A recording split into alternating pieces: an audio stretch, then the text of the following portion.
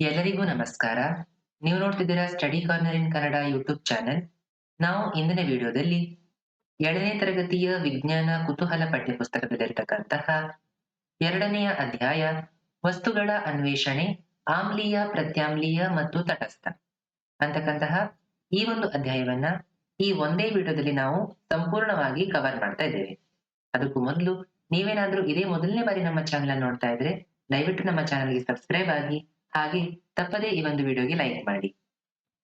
ನೀವೇನಾದ್ರೂ ನಾವು ಈ ಮೊದಲು ಹಾಕಿದಂತಹ ಅಧ್ಯಾಯ 1 ನಿರಂತರವಾಗಿ ಬದಲಾಗುತ್ತಿರುವ ವಿಜ್ಞಾನದ ಜಗತ್ತು ಆ ಒಂದು ವಿಡಿಯೋ ನೋಡಿಲ್ಲ ಅಂತಂದ್ರೆ ಇಲ್ಲೇ ಮೇಲೆ ಕಾಣಿಸ್ತಕ್ಕಂತಹ ಐ ಕಾರ್ಡ್ ಅನ್ನ ಕ್ಲಿಕ್ ಮಾಡೋದ್ರ ಮುಖಾಂತರ ನೀವು ಆ ಒಂದು ವಿಡಿಯೋ ಕೂಡ ನೋಡಬಹುದು ಅಂತ ಹೇಳ್ತಾ ಬನ್ನಿ ಇವತ್ತಿನ ವಿಡಿಯೋನ ಶುರು ಮಾಡೋಣ. ನೋಡಿ, ಈ ಒಂದು ಪಾಠವನ್ನ ಆರಂಭಿಸ್ಲಿಕ್ಕಿಂತ ಮೊದಲು ನಿಮ್ಮ ಪಠ್ಯಪುಸ್ತಕದಲ್ಲಿ ಅಲ್ಲಿ ಪ್ರಾರಂಭದಲ್ಲಿ ಒಂದು ಸನ್ನಿವೇಶವನ್ನ ಕೊಡಲಾಗಿದೆ. ಅದೇನು ಅಂತ ಈಗ ನೋಡೋಣ. ಅದು ಯಾವುದರ ಸನ್ನಿವೇಶ? ರಾಷ್ಟ್ರೀಯ ವಿಜ್ಞಾನ ದಿನದ ಸನ್ನಿವೇಶ. ಫೆಬ್ರವರಿ 28ರಂದಾಗಿತ್ತು ಅದು. ಆಗ ಅಲ್ಲಿ ರಾಷ್ಟ್ರೀಯ ವಿಜ್ಞಾನ ದಿನವನ್ನ ಏರ್ಪಡಿಸಿದ್ರು. ನೋಡಿ, ಈ ಚಿತ್ರದಲ್ಲಿ ಕಾಣಿಸ್ತಾ ಇರೋ ಹಾಗೆ ಫೆಬ್ರವರಿ 28ನೇ ತಾರೀಕಿನಂದು ವಿಜ್ಞಾನ ಮೇಳವೊಂದು ನಡೀತಾ ಇತ್ತು. ವಿಜ್ಞಾನ ಮೇಳಕ್ಕೆ ಯಾರು ಹೋಗಿದ್ರು ಅಂದ್ರೆ ಅಶ್ವಿನ್ ಮತ್ತು ಕೀರ್ತಿ ಅನ್ನುವಂತಹ ಇಬ್ರು ವಿದ್ಯಾರ್ಥಿಗಳು ಆ ಒಂದು ವಿಜ್ಞಾನ ಮೇಳಕ್ಕೆ ಹೋಗಿದ್ರು. ಅವರು ಆ ವಿಜ್ಞಾನ ಮೇಳಕ್ಕೆ ಹೋದಾಗ ಅಲ್ಲಿ ಅವರಿಗೆ ಒಂದು ಬಿಳಿ ಹಾಳೆಯನ್ನ ಕೊಟ್ಟು ಅವರನ್ನ ಆ ಒಂದು ವಿಜ್ಞಾನ ಮೇಳಕ್ಕೆ ಸ್ವಾಗತವನ್ನ ಕೋರ್ತಾರೆ ಅವರು. ಆಗ ಇವರಿಗೆ ಒಂಥರ ಆಶ್ಚರ್ಯ ಆಗುತ್ತೆ. ಯಾಕಪ್ಪ ಈ ಒಂದು ಬಿಳಿ ಹಾಳೆಯನ್ನ, ಖಾಲಿ ಬಿಳಿ ಹಾಳೆಯನ್ನ ನಮ್ಗೆ ಕೊಟ್ಟಿದ್ದಾರೆ ಸ್ವಾಗತಕ್ಕಾಗಿ ಅಂತ ಆಗಿ ಪ್ರಶ್ನೆಗಳು ಬರ್ತವೆ. ಅನಂತರ ಅವರು ಹಾಗೆ ಸ್ವಲ್ಪ ಮುಂದೆ ಹೋದಾಗ ಅಲ್ಲಿ ಒಬ್ರು ಸ್ವಯಂ ಸೇವಕರು ವಾಲಂಟಿಯರ್ ಆಗಿ ಬಂದು ಇನ್ನೊಬ್ಬ ವಿದ್ಯಾರ್ಥಿನಿ ಅಲ್ಲಿ ಅವರಿಗೆ ಕೊಟ್ಟಂತಹ ಒಂದು ಬಿಳಿ ಹಾಳೆಗೆ ಒಂದು ದ್ರವವನ್ನ ಸಿಂಪಡಿಸ್ತಾಳೆ. ಆ ದ್ರವವನ್ನ ಅವರು ಯಾವಾಗ ಸಿಂಪಡಿಸ್ತಾರೋ ಆಗ ಆ ಬಿಳಿ ಹಾಳೆಯ ಮೇಲೆ ವಿಜ್ಞಾನದ ಅದ್ಭುತ ಪ್ರಪಂಚಕ್ಕೆ ಸ್ವಾಗತ ಅಂತಕ್ಕಂತಹ ಒಂದು ಬರೆದಿರ್ತಕ್ಕಂತಹ ಅಕ್ಷರ ಅವರಿಗೆ ಕಾಣಿಸುತ್ತೆ. ಆಗ ಅವರಿಬ್ಬರಿಗೂ ಕೂಡ ತುಂಬಾ ಆಶ್ಚರ್ಯ ಆಗುತ್ತೆ. ಯಾಕೆ ಈ ಒಂದು ಈ ರೀತಿ ಆಯ್ತು? ಮೊದಲು ಆ ಬಿಳಿ ಹಾಳೆ ಇದ್ದಂಥದ್ದು, ಅನಂತರ ಅದರ ಮೇಲೆ ಅಕ್ಷರಗಳು ಹೇಗೆ ಕಾಣಿಸ್ಕೊಂಡು ಅಂತ ಅವರಿಗೆ ಪ್ರಶ್ನೆಗಳು ಬರ್ತವೆ. ನಿಮ್ಗೂ ಕೂಡ ಆ ಪ್ರಶ್ನೆಗಳು ಬಂದಿರಬಹುದು ಅಂತ ನಾನು ಭಾವಿಸ್ತೀನಿ. ಆ ಎಲ್ಲಾ ಪ್ರಶ್ನೆಗಳಿಗೂ ನೀವು ಉತ್ತರವನ್ನ ಇದೇ ಒಂದು ಅಧ್ಯಾಯದಲ್ಲಿ ನೀವು ಕಂಡುಕೊಳ್ತೀರಿ. ಹಾಗಿದ್ರೆ ತಡ ಮಾಡದೆ ಬನ್ನಿ ಇವತ್ತಿನ ವಿಡಿಯೋನ ನಾವು ಶುರು ಮಾಡೋಣ. ಇವತ್ತಿನ ಅಧ್ಯಾಯದತ್ತ ನಾವು ಹೋಗೋಣ. ನೋಡಿ, ಮೊದಲನೇದಾಗಿ ನಮ್ಗೆ ಇರ್ತಕ್ಕಂಥದ್ದು ಪ್ರಕೃತಿ ನಮ್ಮ ವಿಜ್ಞಾನ ಪ್ರಯೋಗಾಲಯ ಅಂತಕ್ಕಂಥ ಕಾನ್ಸೆಪ್ಟ್. ಈ ಒಂದು ವಿಷಯದಲ್ಲಿ ನಾವೇನ್ ತಿಳ್ಕೊಳ್ತೀವಿ ಅಂದ್ರೆ ನಮ್ಮ ಪ್ರಕೃತಿಯನ್ನೇ ನಾವು ಒಂದು ವಿಜ್ಞಾನದ ಪ್ರಯೋಗಾಲಯ ಅಂತ ತಿಳ್ಕೊಂಡು ಆ ಪ್ರಕೃತಿಯಲ್ಲಿ ಸಿಗ್ತಕ್ಕಂತಹ ವಸ್ತುಗಳಿಂದಲೇ ನಾವು ವಿಜ್ಞಾನವನ್ನ ಹೇಗೆ ಅರ್ಥ ಮಾಡ್ಕೊಳ್ಳುವಂಥದ್ದು ಅನ್ನೋದನ್ನ ನಾವು ನೋಡ್ತೀವಿ. ಅದರಲ್ಲಿ ಮೊದಲನೇದಾಗಿ ನಾವು ನೋಡುವಂಥದ್ದು ಸೂಚಕವಾಗಿ ಲಿಟ್ಮಸ್. ಲಿಟ್ಮಸ್ ಹೆಸರನ್ನ ನೀವು ಕೇಳಿರ್ಲಿಕ್ಕಿಲ್ಲ ಅಂತ ಭಾವಿಸ್ತೀನಿ. ನೀವು ಇದೇ ಅಧ್ಯಾಯದಲ್ಲಿ ಲಿಟ್ಮಸ್ ಅಂದ್ರೆ ಏನು, ಅದನ್ನ ಯಾತಕ್ಕಾಗಿ ಬಳಸ್ತಾರೆ ಅನ್ನುವಂತಹ ಸಂಪೂರ್ಣ ಮಾಹಿತಿಯನ್ನ ಸಿಗುತ್ತೆ ನಿಮ್ಗೆ. ಸೂಚಕವಾಗಿ ಲಿಟ್ಮಸ್ ಅದನ್ನ ಹೇಗೆ ಸೂಚಕವಾಗಿ ಬಳಸೋದು ಅಂತ ನಾವು ಚಟುವಟಿಕೆ 2.1ರ ಮುಖಾಂತರ ನೋಡೋಣ. ಈ ಚಟುವಟಿಕೆಯಲ್ಲಿ ಏನಾಗ್ತಾ ಇದೆ ಅಂತಂದ್ರೆ ಮೊದಲು ನಾವು ಒಂದಷ್ಟು ಪದಾರ್ಥಗಳನ್ನ ಇಲ್ಲಿ ತಗೊಳ್ಬೇಕಾಗತ್ತೆ. ಯಾವುದು? ನಿಂಬೆ ರಸ, ಸಾಬೂನು ದ್ರಾವಣ, ನೆಲ್ಲಿ ರಸ, ಹುಣಸೆ ನೀರು, ವಿನೆಗರ್, ಅಡುಗೆ ಸೋಡಾ ದ್ರಾವಣ, ಸುಣ್ಣದ ತಿಳಿ ನೀರು, ನಲ್ಲಿ ನೀರು, ವಾಷಿಂಗ್ ಪುಡಿ ದ್ರಾವಣ, ಸಕ್ಕರೆ ದ್ರಾವಣ ಮತ್ತು ಉಪ್ಪಿನ ದ್ರಾವಣದ ಮಾದರಿಗಳನ್ನು ಸಂಗ್ರಹಿಸಿ ಅಂತ ಇದೆ. ಈ ಎಲ್ಲಾ ಪದಾರ್ಥಗಳನ್ನು ನಾವು ಸಂಗ್ರಹಿಸಬೇಕು. ಈ ಎಲ್ಲಾ ಪದಾರ್ಥಗಳಲ್ಲಿ ಆಮ್ಲೀಯ ಪದಾರ್ಥಗಳು ಇದಾವೆ, ಪ್ರತ್ಯಾಮ್ಲೀಯ ಪದಾರ್ಥಗಳು ಇದಾವೆ, ತಟಸ್ಥ ಪದಾರ್ಥಗಳು ಕೂಡ ಇದಾವೆ. ನಿಮ್ಗಿನ್ನು ಆಮ್ಲೀಯ, ಪ್ರತ್ಯಾಮ್ಲೀಯ ಮತ್ತು ತಟಸ್ಥ ಅಂದ್ರೆ ಏನು ಅಂತ ಗೊತ್ತಿಲ್ಲ ಅಲ್ವಾ? ಅದನ್ನ ಗೊತ್ತಾಗ್ಬೇಕಿದ್ರೆ ಮೊದಲು ನಾವು ಈ ಪ್ರಯೋಗವನ್ನ ಮಾಡೋದ್ರ ಮುಖಾಂತರ ಅದನ್ನ ತಿಳ್ಕೊಳ್ತೀವಿ. ಅದನ್ನ ಯಾವ ರೀತಿಯಾಗಿ ನಾವು 3 ವಿಭಾಗಗಳಾಗಿ ವಿಂಗಡಿಸಬಹುದು ಅನ್ನೋದನ್ನು ಕೂಡ ತಿಳ್ಕೊಳ್ತೀವಿ. ನಾವು ಈ ಒಂದು ಪ್ರಯೋಗವನ್ನ ಮಾಡ್ಲಿಕ್ಕೆ ಬಳಸ್ತಕ್ಕಂಥದ್ದು ಲಿಟ್ಮಸ್ ಕಾಗದ. ನೀವಿಲ್ಲಿ ಚಿತ್ರದಲ್ಲಿ ನೋಡ್ತಾ ಇರಬಹುದು.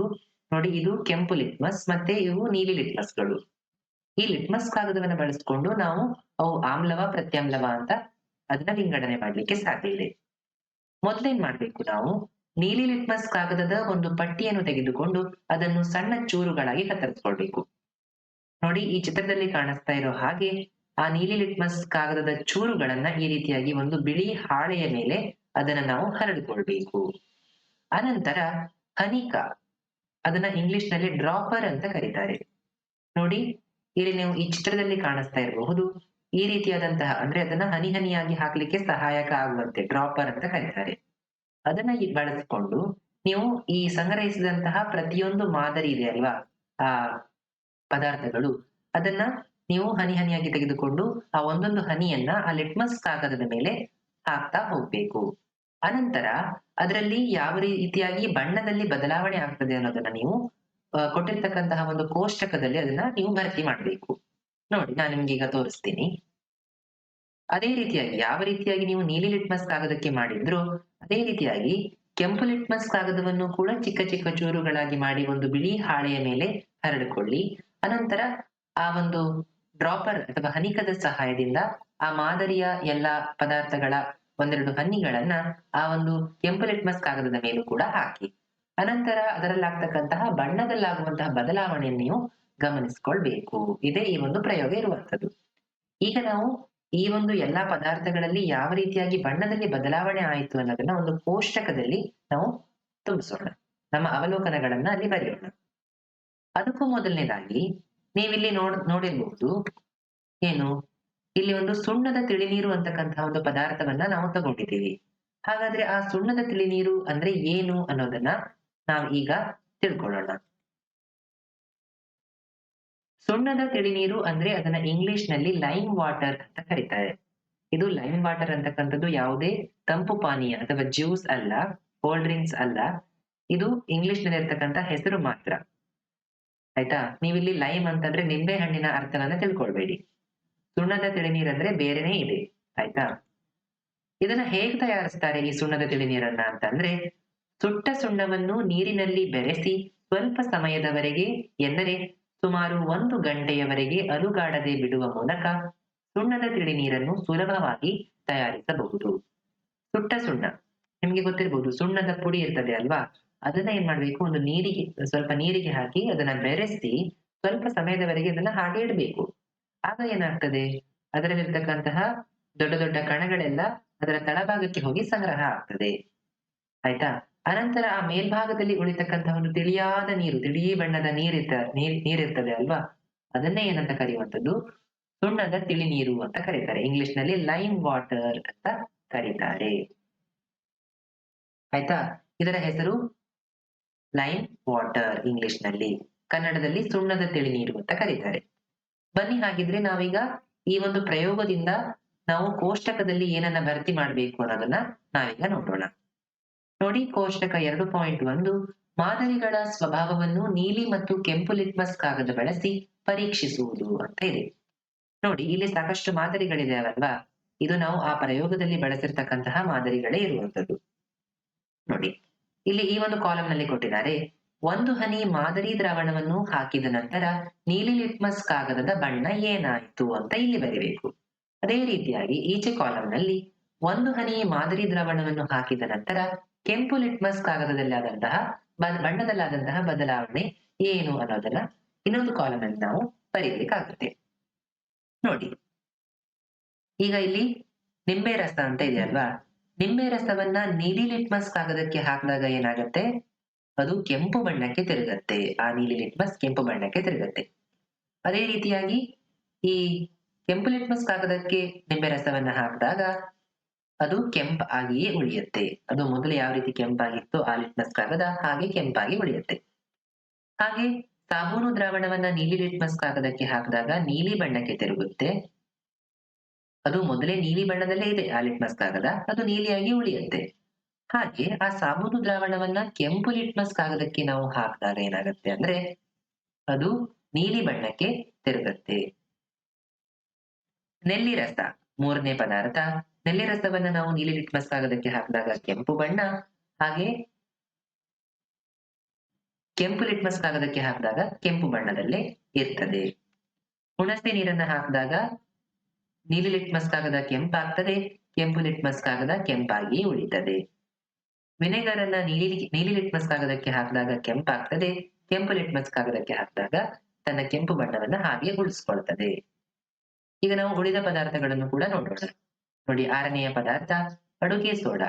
ಇದನ್ನು ನಾವು ಹಾಕಿದಾಗ ನೀಲಿ ಲಿಟ್ಮಸ್ ಕಾಗದಕ್ಕೆ ನೀಲಿಯಾಗಿರ್ತದೆ, ಹಾಗೆ ಕೆಂಪು ಲಿಟ್ಮಸ್ ಕಾಗದಕ್ಕೂ ಕೂಡ ನೀಲಿ. ಅದೇ ರೀತಿಯಾಗಿ ನಾವು ಈ ಎಲ್ಲಾ ಪದಾರ್ಥಗಳನ್ನು ಕೂಡ ಈ ಒಂದು ನೀಲಿ ಲಿಟ್ಮಸ್ ಹಾಗೆ ಕೆಂಪು ಲಿಟ್ಮಸ್ಸಿನ ಪರೀಕ್ಷೆಯನ್ನ ಮಾಡುವುದರ ಮುಖಾಂತರ ಇದರ ಬಣ್ಣಗಳನ್ನು ನಾವು ಬರ್ಕೊಳ್ತೀವಿ. ಎಲ್ಲವನ್ನು ಕೂಡ ಬರೆದಾದ್ಮೇಲೆ ನೀವು ಇಲ್ಲಿ ನೋಡಬಹುದು 12ನೆಯ ಪದಾರ್ಥದಲ್ಲಿ ಕೊಡಲಾಗಿದೆ ಇತರೆ ಯಾವುದೇ ದ್ರಾವಣ. ಈಗ ನಿಮ್ಗೆ ಇಲ್ಲಿ ನಾವು ಇದೆಲ್ಲವನ್ನು ಕೂಡ ಮಾಡಿದ ನಂತರ ನಿಮಗೆ ಒಂದು ಪ್ರಶ್ನೆ ಬಂದಿರಬಹುದು. ಈಗ ಇದರಲ್ಲಿ ಆಮ್ಲ ಯಾವುದು, ಪ್ರತ್ಯಾಮ್ಲ ಯಾವುದು, ಮತ್ತೆ ತಟಸ್ಥ ವಸ್ತುಗಳು ಯಾವ್ಯಾವುದು ಅಂತ. ನೋಡಿ, ನಾನಿಲ್ಲಿ ಕೆಳಗೆ ಕೊಟ್ಟಿದ್ದೀನಿ ನೋಡಿ. ನೋಡಿ, ಇವುಗಳಲ್ಲಿ ಆಮ್ಲ ವಸ್ತುಗಳನ್ನ ನಾವು ಗುರುತಿಸೋದು ಹೇಗೆ ಅಂತಂದ್ರೆ, ಆ ಆಮ್ಲ ವಸ್ತುಗಳು ಏನು ಮಾಡಿರ್ಬೇಕು, ನೀಲಿ ಲಿಟ್ಮಸ್ ಕಾಗದವನ್ನ ಕೆಂಪು ಲಿಟ್ಮಸ್ ಕಾಗದವಾಗಿ ಬದಲಾವಣೆ ಮಾಡಿರ್ಬೇಕು. ಆಗ ಮಾತ್ರ ಅದನ್ನ ಆಮ್ಲ ಅಂತ ಕರಿತೀವಿ. ಅದೇ ರೀತಿಯಾಗಿ ಪ್ರತ್ಯಾಮ್ಲ ಅಂತ ಅಂದ್ರೆ ಏನು? ಪ್ರತ್ಯಾಮ್ಲ ಅಂದ್ರೆ ಕೆಂಪು ಲಿಟ್ಮಸ್ ಕಾಗದವನ್ನ ನೀಲಿ ಲಿಟ್ಮಸ್ ಬಣ್ಣಕ್ಕೆ ಬದಲಾಯಿಸ್ತಕ್ಕಂತಹ ಪದಾರ್ಥಗಳು. ನೋಡಿ, ನೀವು ಇಲ್ಲಿ ಏನ್ ನೆನ್ಪಿಟ್ಕೊಳ್ಬೇಕು ಅಂದ್ರೆ, ನೋಡಿ, ಆಮ್ಲ ಅಂದ್ರೆ ಕೆಂಪು ಬಣ್ಣವನ್ನ ನೆನ್ಪಿಟ್ಕೊಳ್ಳಿ, ಪ್ರತ್ಯಾಮ್ಲ ಅಂದ್ರೆ ನೀಲಿ ಬಣ್ಣವನ್ನ ನೆನ್ಪಿಟ್ಕೊಳ್ಳಿ. ಆಮ್ಲವನ್ನ ಹಾಕಿದಾಗ ಏನಾಗ್ಬೇಕು, ಕೆಂಪು ಬಣ್ಣಕ್ಕೆ ಅದು ಬರ್ಲೇಬೇಕು, ಆಯ್ತಾ? ಪ್ರತ್ಯಾಮ್ಲಕ್ಕೆ ಹಾಕಿದಾಗ ನೀಲಿ ಬಣ್ಣಕ್ಕೆ ಬರಬೇಕು. ಇಷ್ಟನ್ನ ನೆನ್ಪಿಟ್ಕೊಂಡ್ರೆ ನೀವು ಸುಲಭವಾಗಿ ಆಮ್ಲವ ಪ್ರತ್ಯಾಮ್ಲವ ಅಂತ ಗುರುತಿಸಬಹುದು. ನೋಡಿ ಇಲ್ಲಿ ನಿಮಗೆ ಚಿತ್ರದಲ್ಲಿ ಕಾಣಿಸ್ತಾ ಇರಬಹುದು, 2 ದ್ರಾವಣಗಳು ಇದಾವೆ ಅಲ್ವಾ? ಇದರಲ್ಲಿ ಯಾವುದು, ಈ ಮೊದಲನೇ ಚಿತ್ರದಲ್ಲಿರ್ತಕ್ಕಂಥದ್ದು ಆಮ್ಲೀಯ ದ್ರಾವಣ, ಈ 2ನೇ ಚಿತ್ರದಲ್ಲಿರುವಂತದ್ದು ಪ್ರತ್ಯಾಮ್ಲೀಯ ದ್ರಾವಣ. ನೋಡಿ, ಬಣ್ಣದಲ್ಲಿ ಏನು ಬದಲಾವಣೆ ಆಗಿದೆ ಅಂತ ನೋಡ್ಕೊಳ್ಳಿ. ನೋಡಿ, ಆಮ್ಲೀಯ ದ್ರಾವಣದಲ್ಲಿ ನಾವು ಈ ನೀಲಿ ಲಿಟ್ಮಸ್ ಕಾಗದವನ್ನ ಅದ್ದಿದಾಗ ಅದು ಕೆಂಪು ಬಣ್ಣಕ್ಕೆ ಬಂತು. ಅದೇ ರೀತಿಯಾಗಿ ಈ ಒಂದು ಪ್ರತ್ಯಾಮ್ಲೀಯ ದ್ರಾವಣಕ್ಕೆ ನಾವು ಕೆಂಪು ಬಣ್ಣದ ಲಿಟ್ಮಸ್ ಕಾಗದವನ್ನ ಅದ್ದಿದಾಗ ಅದು ನೀಲಿ ಲಿಟ್ಮಸ್ ಕಾಗದವಾಗಿ ಪರಿವರ್ತನೆ ಹೊಂದಿತು. ನೀವು ಈ ಒಂದು ಸ್ಲೈಡ್ ಅನ್ನ ಕಂಪ್ಲೀಟ್ ಆಗಿ ನೆನ್ಪಿಟ್ಕೊಳ್ಬೇಕು, ಯಾವ ರೀತಿಯಾಗಿ ಬಣ್ಣದ ಬದಲಾವಣೆ ಆಗ್ತದೆ ಅಂತ. ಇದು ನಿಮ್ಗೆ ಅರ್ಥ ಆಗಿದೆ ಅಂತ ನಾನು ಭಾವಿಸ್ತೇನೆ. ಬನ್ನಿ ಈಗ ನಾವು ಮುಂದೆ ನೋಡೋಣ. ನೋಡಿ, ಹೌದು, ಈಗ ನಾವು ಲಿಟ್ಮಸ್ ಕಾಗದವನ್ನೇನೋ ಬಳಸಿದ್ವಿ, ಹಾಗಾಗಿ ನಮ್ಮಲ್ಲಿ ಒಂದು ಪ್ರಶ್ನೆ ಬರಬಹುದು. ಈ ಕೆಂಪು ಮತ್ತು ನೀಲಿ ಲಿಟ್ಮಸ್ ಕಾಗದದ ಪಟ್ಟಿಗಳು ಯಾವುದರಿಂದ ಮಾಡಲ್ಪಟ್ಟಿರಬಹುದು ಅಲ್ವಾ? ಇದು ನಮ್ಗೆ ಸಿಗ್ಬೇಕು ಅಂದ್ರೆ ಅದನ್ನ ಯಾವುದೋ ಒಂದು ಮೂಲ ವಸ್ತುವಿನಿಂದ ಮಾಡಿರ್ಬೇಕು. ಕೆಲವು ಮಾದರಿ ಹನಿಗಳನ್ನ ಅವುಗಳ ಮೇಲೆ ಹಾಕಿದಾಗ ಅವು ಬಣ್ಣವನ್ನ ಯಾಕೆ ಬದಲಾಯಿಸ್ತವೆ? ಇದೆಲ್ಲವೂ ಕೂಡ ಒಂದು ಇಂಟ್ರೆಸ್ಟಿಂಗ್ ವಿಚಾರ. ಇದನ್ನ ನಾವೀಗ ತಿಳ್ಕೊಳ್ತಾ ಹೋಗೋಣ. ಈ ಲಿಟ್ಮಸ್ ಕಾಗದವನ್ನ ಹೇಗೆ ತಯಾರಿಸಲಾಗುತ್ತೆ, ಯಾವುದರಿಂದ ತಯಾರಿಸಲಾಗುತ್ತೆ, ಅದರ ಬಗ್ಗೆ ನೋಡೋಣ. ನೋಡಿ, ಲಿಟ್ಮಸ್ ಕಾಗದ ಎಂದರೇನು ಅಂತ ನಮಗೆ ಒಂದು ಪ್ರಶ್ನೆ ಬರಬಹುದು.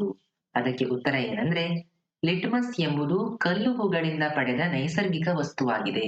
ಇದೊಂದು ನೈಸರ್ಗಿಕವಾಗಿ ಪರಿಸರದಿಂದ ಸಿಗ್ತಕ್ಕಂತಹವೇ ಒಂದು ವಸ್ತು. ಅದನ್ನ ಕಲ್ಲು ಹೂಗಳು ಅಂತ ಕರೀತಕ್ಕಂತಹ ಒಂದು ಆ ಸಸ್ಯದ ಒಂದು ಪ್ರಕಾರದಿಂದ ಅದನ್ನ ಪಡೆಯಲಾಗುತ್ತೆ. ಇದು ದ್ರಾವಣ ಮತ್ತು ಕಾಗದದ ರೂಪದಲ್ಲಿ ಲಭ್ಯವಿದೆ. ಈ ಲಿಟ್ಮಸ್ ಕಾಗದ ನಿಮ್ಗೆ ಏನು ಕಾಗದ ರೂಪದಲ್ಲಿಯೂ ಲಭ್ಯವಿದೆ, ಹೇಗೆ ನಾವು ಈ ಪ್ರಯೋಗದಲ್ಲಿ ಬಳಸ್ಕೊಂಡ್ವಿ ಅಲ್ವಾ, ಆ ರೀತಿ. ಮತ್ತು ಇದು ದ್ರಾವಣದ ರೂಪದಲ್ಲಿ ಕೂಡ, ಅಂದ್ರೆ ಲಿಕ್ವಿಡ್ ರೂಪದಲ್ಲಿ ಕೂಡ ಇದು ಲಭ್ಯ ಇರುವಂತದ್ದು. ಆಮ್ಲ ಮತ್ತು ಪ್ರತ್ಯಾಮ್ಲೀಯ ದ್ರಾವಣಗಳಲ್ಲಿ ಲಿಟ್ಮಸ್ ವಿಭಿನ್ನ ಬಣ್ಣಗಳನ್ನು ತೋರಿಸುವುದರಿಂದ ಇದನ್ನ ಆಮ್ಲ ಪ್ರತ್ಯಾಮ್ಲ ಸೂಚಕ ಎಂದು ಕರೆಯಲಾಗುತ್ತದೆ. ನಾವು ಈ ಹಿಂದಿನ ಪ್ರಯೋಗದಲ್ಲಿ ನೋಡಿದ್ವಿ ಯಾವ ರೀತಿಯಾಗಿ ಲಿಟ್ಮಸ್ ಕಾಗದ ಬಳಸಿಕೊಂಡು ನಾವು ಆಮ್ಲವ ಪ್ರತ್ಯಾಮ್ಲವ ಅಂತ ಗುರುತಿಸೋದು ಅಂತ. ಅದಕ್ಕಾಗಿಯೇ ಅದನ್ನ ಆ ಒಂದು ಗುರುತಿಸೋದಕ್ಕೆ ಆ ಕೆಲಸಕ್ಕೆ ಬರೋದ್ರಿಂದ ಅದನ್ನ ಈ ಲಿಟ್ಮಸ್ ಕಾಗದವನ್ನ ಆಮ್ಲ ಪ್ರತ್ಯಾಮ್ಲ ಸೂಚಕ ಅಂತ ಇದನ್ನ ವಿಶೇಷ ಒಂದು ಹೆಸರಿನಿಂದ ಕರೆಯಲಾಗುತ್ತೆ. ಈ ಎಲ್ಲ ಅಂಶಗಳು ನೀವು ಲಿಟ್ಮಸ್ ಕಾಗದದ ಬಗ್ಗೆ ಅಥವಾ ಲಿಟ್ಮಸ್ ನ ಬಗ್ಗೆ ನೀವು ನೆನ್ಪಿಟ್ಕೊಳ್ಬೇಕಾಗಿರುವಂತದ್ದು. ಬನ್ನಿ ಈಗ ಮುಂದೆ ನೋಡೋಣ. ಈಗ ನಾವು ಆ ಲಿಟ್ಮಸ್ ಕಾಗದವನ್ನ ಕಲ್ಲು ಹೂಗಳಿಂದ ಪಡಿತೀವಿ ಅಂತ ಹೇಳಿದ್ದೆ ಅಲ್ವಾ? ಹಾಗಾದ್ರೆ ಆ ಕಲ್ಲು ಹೂಗಳು ಅಂದ್ರೆ ಏನು ಅದನ್ನ ಈಗ ನೋಡೋಣ. ಕಲ್ಲು ಹೂಗಳು ಶಿಲೀಂಧ್ರ ಮತ್ತು ಶೈವಲ ಎಂಬ ವಿಭಿನ್ನ ಜೀವಿಗಳ ಸಹಜೀವನದಿಂದ ರೂಪುಗೊಳ್ಳುತ್ತವೆ. ಈ ಶಿಲೀಂಧ್ರ ಮತ್ತು ಶೈವಲ ಅಂತಂದ್ರೆ ಅವು ಸೂಕ್ಷ್ಮ ಜೀವಿಗಳು. ಅವುಗಳ ಜೀವನದಿಂದ ಸಹಜೀವನದಿಂದ ಅವು ರೂಪುಗೊಳ್ಳುವಂತದ್ದು. ಅವು ಹೆಚ್ಚು ಮಳೆ ಬೀಳ್ತಕ್ಕಂತಹ ಪ್ರದೇಶ ಮತ್ತು ಶುದ್ಧ ಗಾಳಿ ಹೊಂದಿರುವಂತಹ ಪ್ರದೇಶದಲ್ಲಿ ಈ ಬಂಡೆಗಳ ಮೇಲೆ, ಮರಗಳ ಮೇಲೆ ಅದು ಬೆಳೀತದೆ. ನೋಡಿ, ನೀವು ಈ ರೀತಿಯಾಗಿ ಈ ಮರದ ಕಾಂಡದ ಮೇಲೆ ಈ ರೀತಿಯಾಗಿ ಬೆಳೆದಿದೆ ಅಲ್ವಾ, ಇದನ್ನೇ ಏನಂತ ಕರೆಯುವಂಥದ್ದು, ಕಲ್ಲು ಹೂಗಳು ಅಂತ ಕರೆಯುವಂಥದ್ದು. ಅದು ಬೆಳೀತಕ್ಕಂಥ ಪ್ರದೇಶ ಹೇಗಿರ್ಬೇಕು, ಅದು ಏನು ಅತ್ಯಂತ ಹೆಚ್ಚು ಒಳ್ಳೆ ರೀತಿಯಲ್ಲಿ ಮಳೆಯಾಗ್ತಕ್ಕಂತಹ ಪ್ರದೇಶ ಆಗಿರ್ಬೇಕು. ಮತ್ತೆ ತುಂಬಾ ಶುದ್ಧ ಗಾಳಿ ಹೊಂದಿರುವಂತಹ ಪ್ರದೇಶ ಆಗಿರ್ಬೇಕು. ಆ ಒಂದು ವಾತಾವರಣದಲ್ಲಿ ಯಾವುದೇ ಮಾಲಿನ್ಯಕಾರಕಗಳು, ಕಲುಷಿತ ಗಾಳಿಯಲ್ಲಿ ಅದು ಬೆಳೆಯೋದಿಲ್ಲ. ಅದರಲ್ಲಿ ತುಂಬಾ ಶುದ್ಧ ಗಾಳಿ ಇದ್ರೆ ಮಾತ್ರ ಅದು ಈ ರೀತಿಯಾಗಿ ಮರದ ಕಾಂಡದ ಮೇಲೆ, ಹಾಗೆ ಬಂಡೆ ಕಲ್ಲುಗಳ ಮೇಲೆಲ್ಲ ಅದು ಕಲ್ಲುಹೂಗಳು ಬೆಳೀತವೆ. ಈ ಕಲ್ಲುಹೂಗಳನ್ನ ಬಳಸಿಕೊಂಡು ಲಿಟ್ಮಸ್ ಕಾಗದವನ್ನ ತಯಾರಿಸಲಾಗುತ್ತೆ ಅನ್ನುವಂಥದ್ದು ನಿಮ್ಗೆ ಗೊತ್ತಿರಲಿ ಅಷ್ಟೇ. ನೋಡಿ, ಈಗ ಕೋಷ್ಟಕ 2.2ರಲ್ಲಿ ಗುಂಪು ಎ, ಗುಂಪು ಬಿ ಮತ್ತು ಗುಂಪು ಸಿ ಯಲ್ಲಿ ವಿಂಗಡಿಸಲಾದಂತಹ ಪದಾರ್ಥಗಳನ್ನ ವರ್ಗೀಕರಿಸೋಣ. ನಾನ್ ನಿಮ್ಗೆ ಆವಾಗ್ಲೇ ಹೇಳ್ದೆ. ಆ ಒಂದು ಲಿಟ್ಮಸ್ ಕಾಗದವನ್ನ ಬಳಸ್ಕೊಂಡು ಯಾವ ರೀತಿಯಾಗಿ ನಾವು ಅದನ್ನ ವಿಂಗಡಿಸ್ತೀವಿ ಅಂತ. ನೋಡಿ, ಎ ಗುಂಪಿನಲ್ಲಿರುವ ಪದಾರ್ಥಗಳಾದ ನಿಂಬೆ ರಸ, ನೆಲ್ಲಿ ರಸ, ಹುಣಸೆ ನೀರು ಮತ್ತು ವಿನೆಗರ್‌ಗಳು ನೀಲಿ ಲಿಟ್ಮಸ್ ಕಾಗದವನ್ನ ಕೆಂಪು ಬಣ್ಣಕ್ಕೆ ತಿರುಗಿಸಿದವು. ನಾವಾಗ್ಲೇ ಆ ಪ್ರಯೋಗದಲ್ಲಿ ನೋಡಿದ್ವಿ. ಹಾಗಾಗಿ ಈ ವಸ್ತುಗಳು ಆಮ್ಲೀಯ ಸ್ವಭಾವ ಹೊಂದಿದೆ ಅಂತ ನಾವು ಹೇಳ್ಬಹುದು. ನೋಡಿ, ನಿಂಬೆ ರಸ, ನೆಲ್ಲಿ ರಸ, ಹುಣಸೆ ನೀರು, ವಿನೆಗರ್‌ಗಳು ಈ 4 ಪದಾರ್ಥಗಳು ಆಮ್ಲೀಯ ಗುಣವನ್ನ ಹೊಂದಿದೆ, ಆಮ್ಲೀಯ ಸ್ವಭಾವವನ್ನ ಹೊಂದಿದೆ ಅಂತ ನಾವು ಹೇಳ್ಬಹುದು.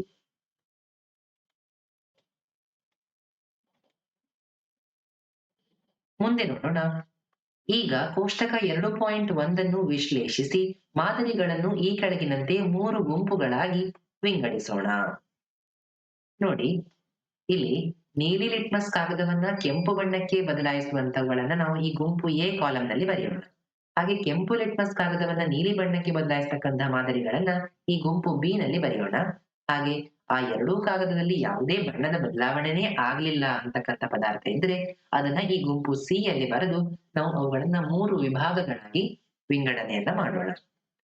ನೋಡಿ, ಈಗ ಎ ಗುಂಪಿನಲ್ಲಿ ಯಾವ್ಯಾವ ಪದಾರ್ಥಗಳು ಬರ್ತವೆ? ನಿಂಬೆ ರಸ, ನೆಲ್ಲಿ ರಸ, ಹುಣಸೆ ನೀರು ಮತ್ತು ವಿನೆಗರ್. ಅದೇ ರೀತಿಯಾಗಿ ಗುಂಪು ಬಿ ಯಲ್ಲಿ ಯಾವುದೆಲ್ಲ ಬರ್ತದೆ?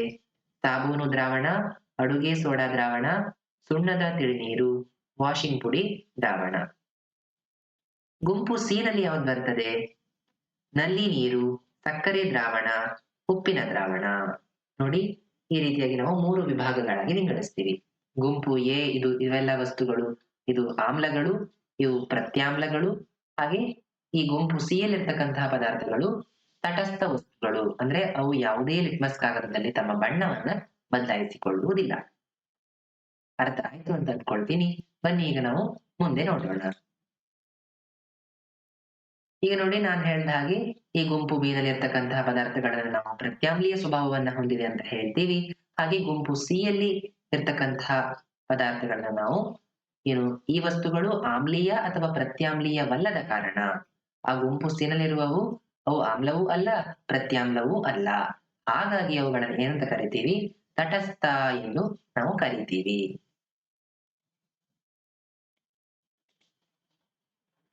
ನೋಡಿ, ಈಗ ಇನ್ನೊಂದು ಚಟುವಟಿಕೆ 2.2.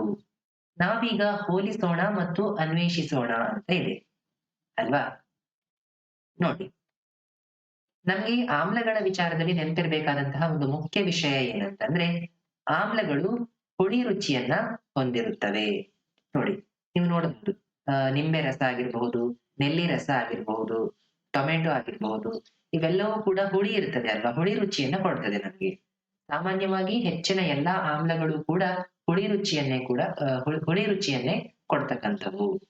ಆಮ್ಲಗಳು ಯಾವ್ದೆಲ್ಲ ನಾವು ಗುಂಪು ಎ ನಲ್ಲಿ ವಿಂಗಡಿಸಿದ್ದೇವಲ್ವಾ? ಅಲ್ಲಿ ಗುಂಪು ಎ ಅಂತ ನಾವು ವಿಂಗಡಣೆ ಮಾಡಿದ್ದೇವಲ್ವಾ? ಅದನ್ನೇ ನಾವು ಆಮ್ಲಗಳು ಅಂತ ಕರಿತೀವಿ. ಅವೆಲ್ಲವೂ ಕೂಡ ಹುಳಿ ರುಚಿಯನ್ನ ಹೊಂದಿರ್ತವೆ. ಹಾಗಿದ್ರೆ ನಾವು ದೈನಂದಿನ ಜೀವನದಲ್ಲಿ ಸಾಕಷ್ಟು ಪದಾರ್ಥಗಳನ್ನ ಬಳಸ್ತೀವಿ ಅಲ್ವಾ? ಅದರಲ್ಲಿ ನಾವು ಕೆಲವು ಸಾಮಾನ್ಯ ಆಮ್ಲಗಳನ್ನ ಈಗ ನಾವು ನೋಡ್ತಾ ಹೋಗೋಣ. ನೋಡಿ, ಕೆಲವು ಹಣ್ಣು ತರಕಾರಿಗಳಿರ್ತಕ್ಕಂತಹ ಇಲ್ಲಿ ಬಾಸ್ಕೆಟ್ ಇದೆ ಅಲ್ವಾ? ನೋಡಿ, ಇಲ್ಲಿ ಯಾವ್ದಿದೆ? ಕಿತ್ತಳೆ ಹಣ್ಣಿದೆ ಅಲ್ವಾ? ಈ ಕಿತ್ತಳೆ ಹಣ್ಣಿನಲ್ಲಿ ಯಾವ್ದಿರ್ತದೆ? ಕಿತ್ತಳೆ ಹಣ್ಣಿನಲ್ಲಿ ಸಿಟ್ರಿಕ್ ಆಮ್ಲ ಇರ್ತದೆ. ಇದನ್ನ ನೀವು ನೆನ್ಪಿಟ್ಕೊಳ್ಬೇಕು. ಈ ಎಲ್ಲಾ ಆಮ್ಲಗಳನ್ನ ನೆನ್ಪಿಟ್ಕೊಳ್ಬೇಕು. ಕಿತ್ತಳೆ ಹಣ್ಣಿನಲ್ಲಿ ಇರ್ತಕ್ಕಂತಹ ಆಮ್ಲ ಸಿಟ್ರಿಕ್ ಆಮ್ಲ. ಹಾಗೆ ನೆಲ್ಲಿಕಾಯಿಯಲ್ಲಿ ಇರ್ತಕ್ಕಂತಹ ಆಮ್ಲ ಯಾವುದು? ಆಸ್ಕೋರ್ಬಿಕ್ ಆಮ್ಲ. ಅದನ್ನ ಜೀವಸತ್ವ ಸಿ ಅಂತ ಕೂಡ ಕರೀತಾರೆ. ಹಾಗೆ ಇದರಲ್ಲಿ ಸಿಟ್ರಿಕ್ ಆಮ್ಲ ಕೂಡ ಇರ್ತದೆ. ಇನ್ನು ಮಾವಿನ ಹಣ್ಣಿನಲ್ಲಿ ಏನಿರ್ತದೆ? ಅದರಲ್ಲಿರ್ತಕ್ಕಂತಹ ಆಮ್ಲಕ್ಕೆ ಟಾರ್ಟಾರಿಕ್ ಆಮ್ಲ ಅಂತ ಕರಿತೀವಿ.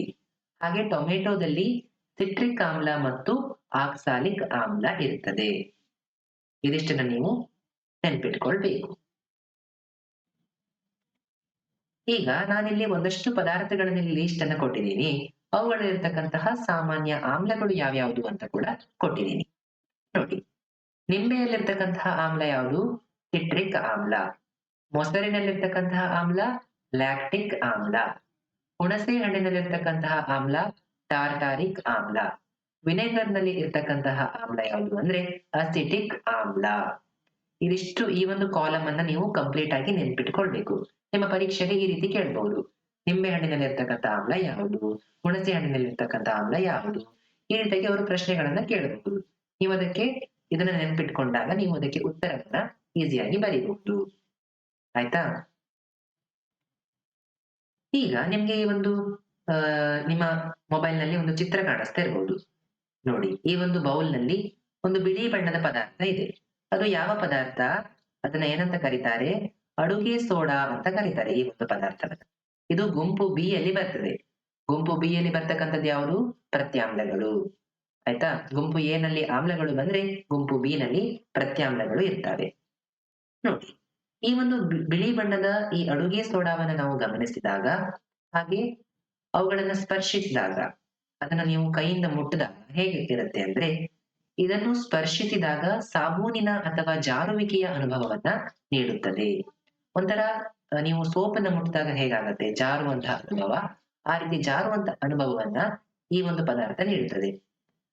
ಮತ್ತೆ ಪ್ರತ್ಯಾಮ್ಲಗಳು ಜಾರು ಸ್ಪರ್ಶವನ್ನ ಹೊಂದಿರುತ್ತದೆ. ಈ ಅಡುಗೆ ಸೋಡಾ ಕೂಡ ಒಂದು ಪ್ರತ್ಯಾಮ್ಲವೇ ಅಲ್ವಾ?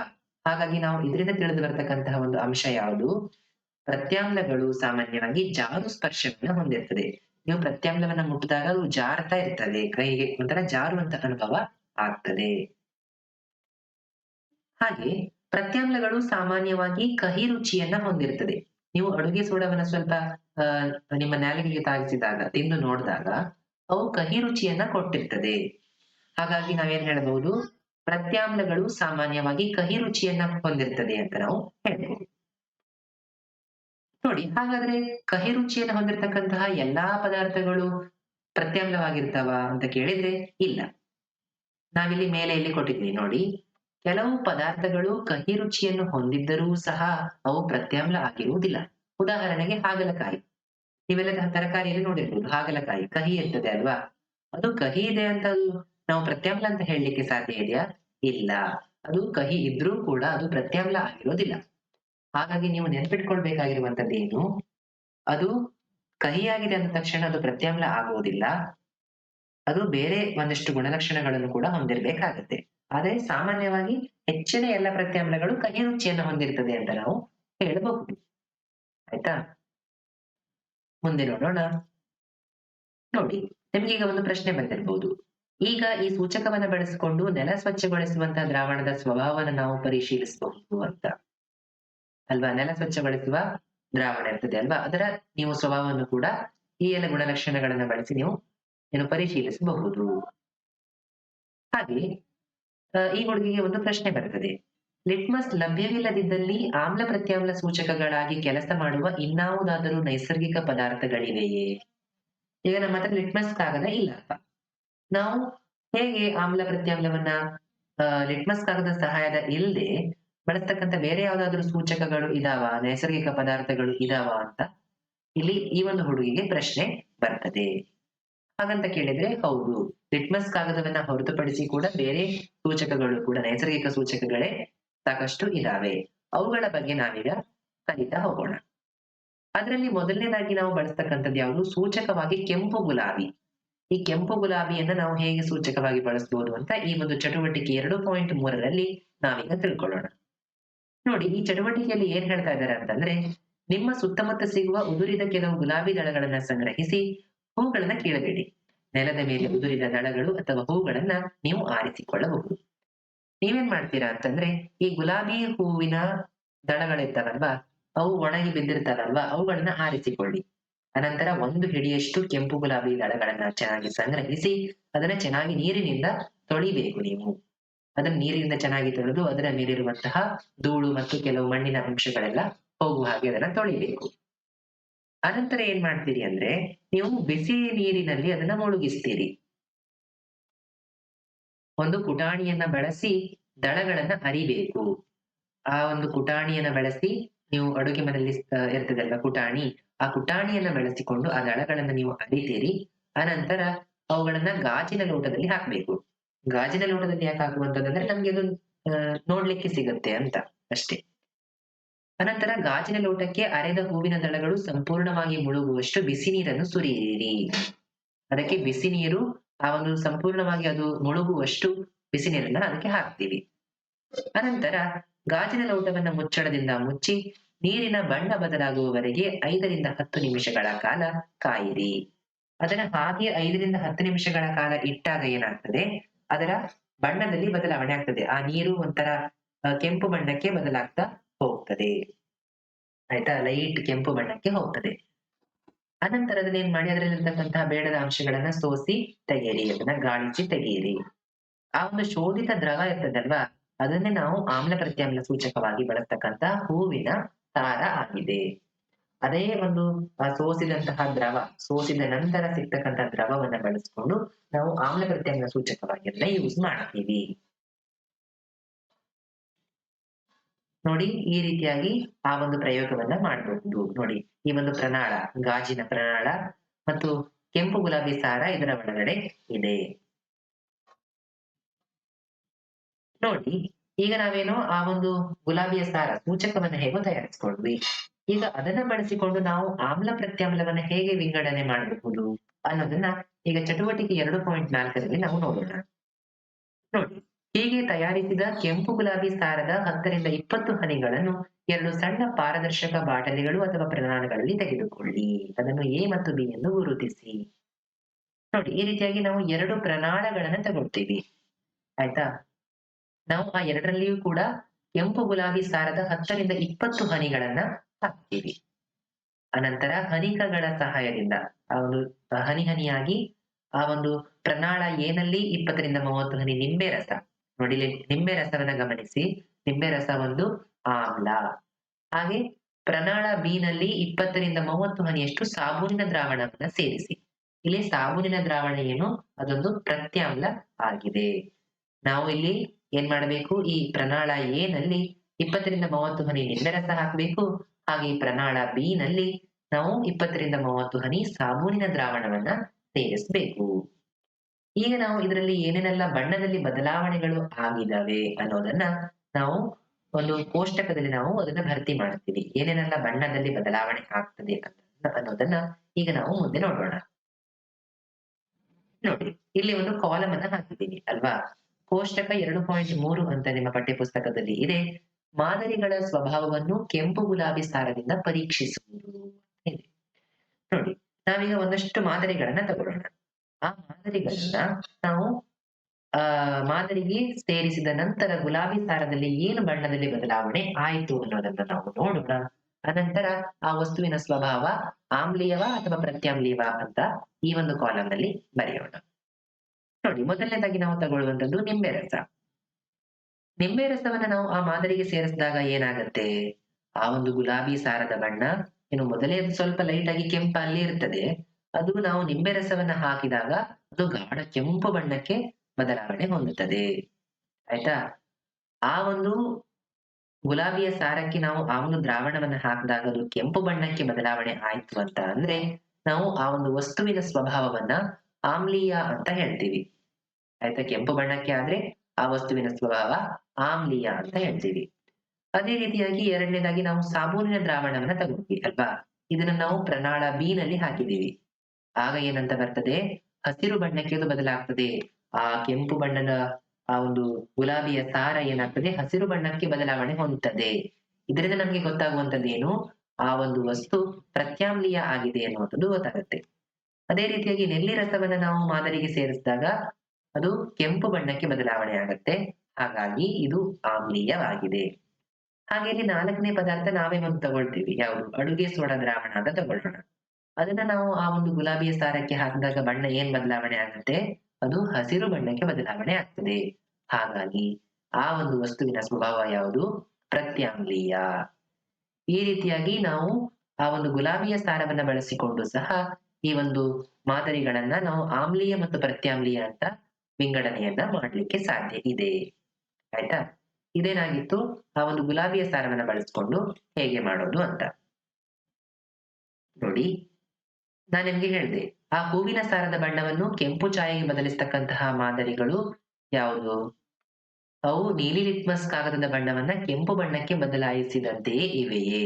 ನೋಡಿ, ಗುಂಪು ಎ ನಲ್ಲಿ ಇರತಕ್ಕಂತಹ ಪದಾರ್ಥಗಳು ಅವೇನ್ ಮಾಡ್ತವೆ, ನೀಲಿ ಲಿಟ್ಮಸ್ ಕಾಗದವನ್ನ ಕೆಂಪು ಬಣ್ಣಕ್ಕೆ ಬದಲಾಯಿಸಿದವು.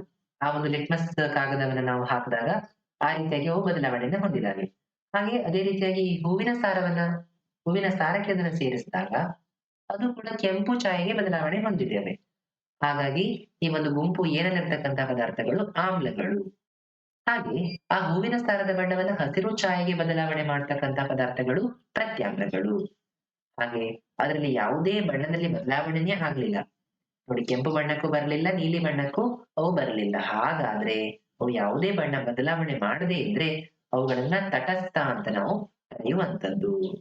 ಅದರ ಬಗ್ಗೆ ನಾವು ಹೆಚ್ಚಿನದಾಗಿ ಈಗ ಮುಂದಿನ ನಮ್ಮ ಅಧ್ಯಾಯದಲ್ಲಿ, ಈಗ ಮುಂದಿನ ನೆಕ್ಸ್ಟ್ ಈ ಒಂದು ಅಧ್ಯಾಯದಲ್ಲಿ ಮುಂದುವರಿದ ಭಾಗವಾಗಿ ನಾವೀಗ ನೋಡ್ತೀವಿ.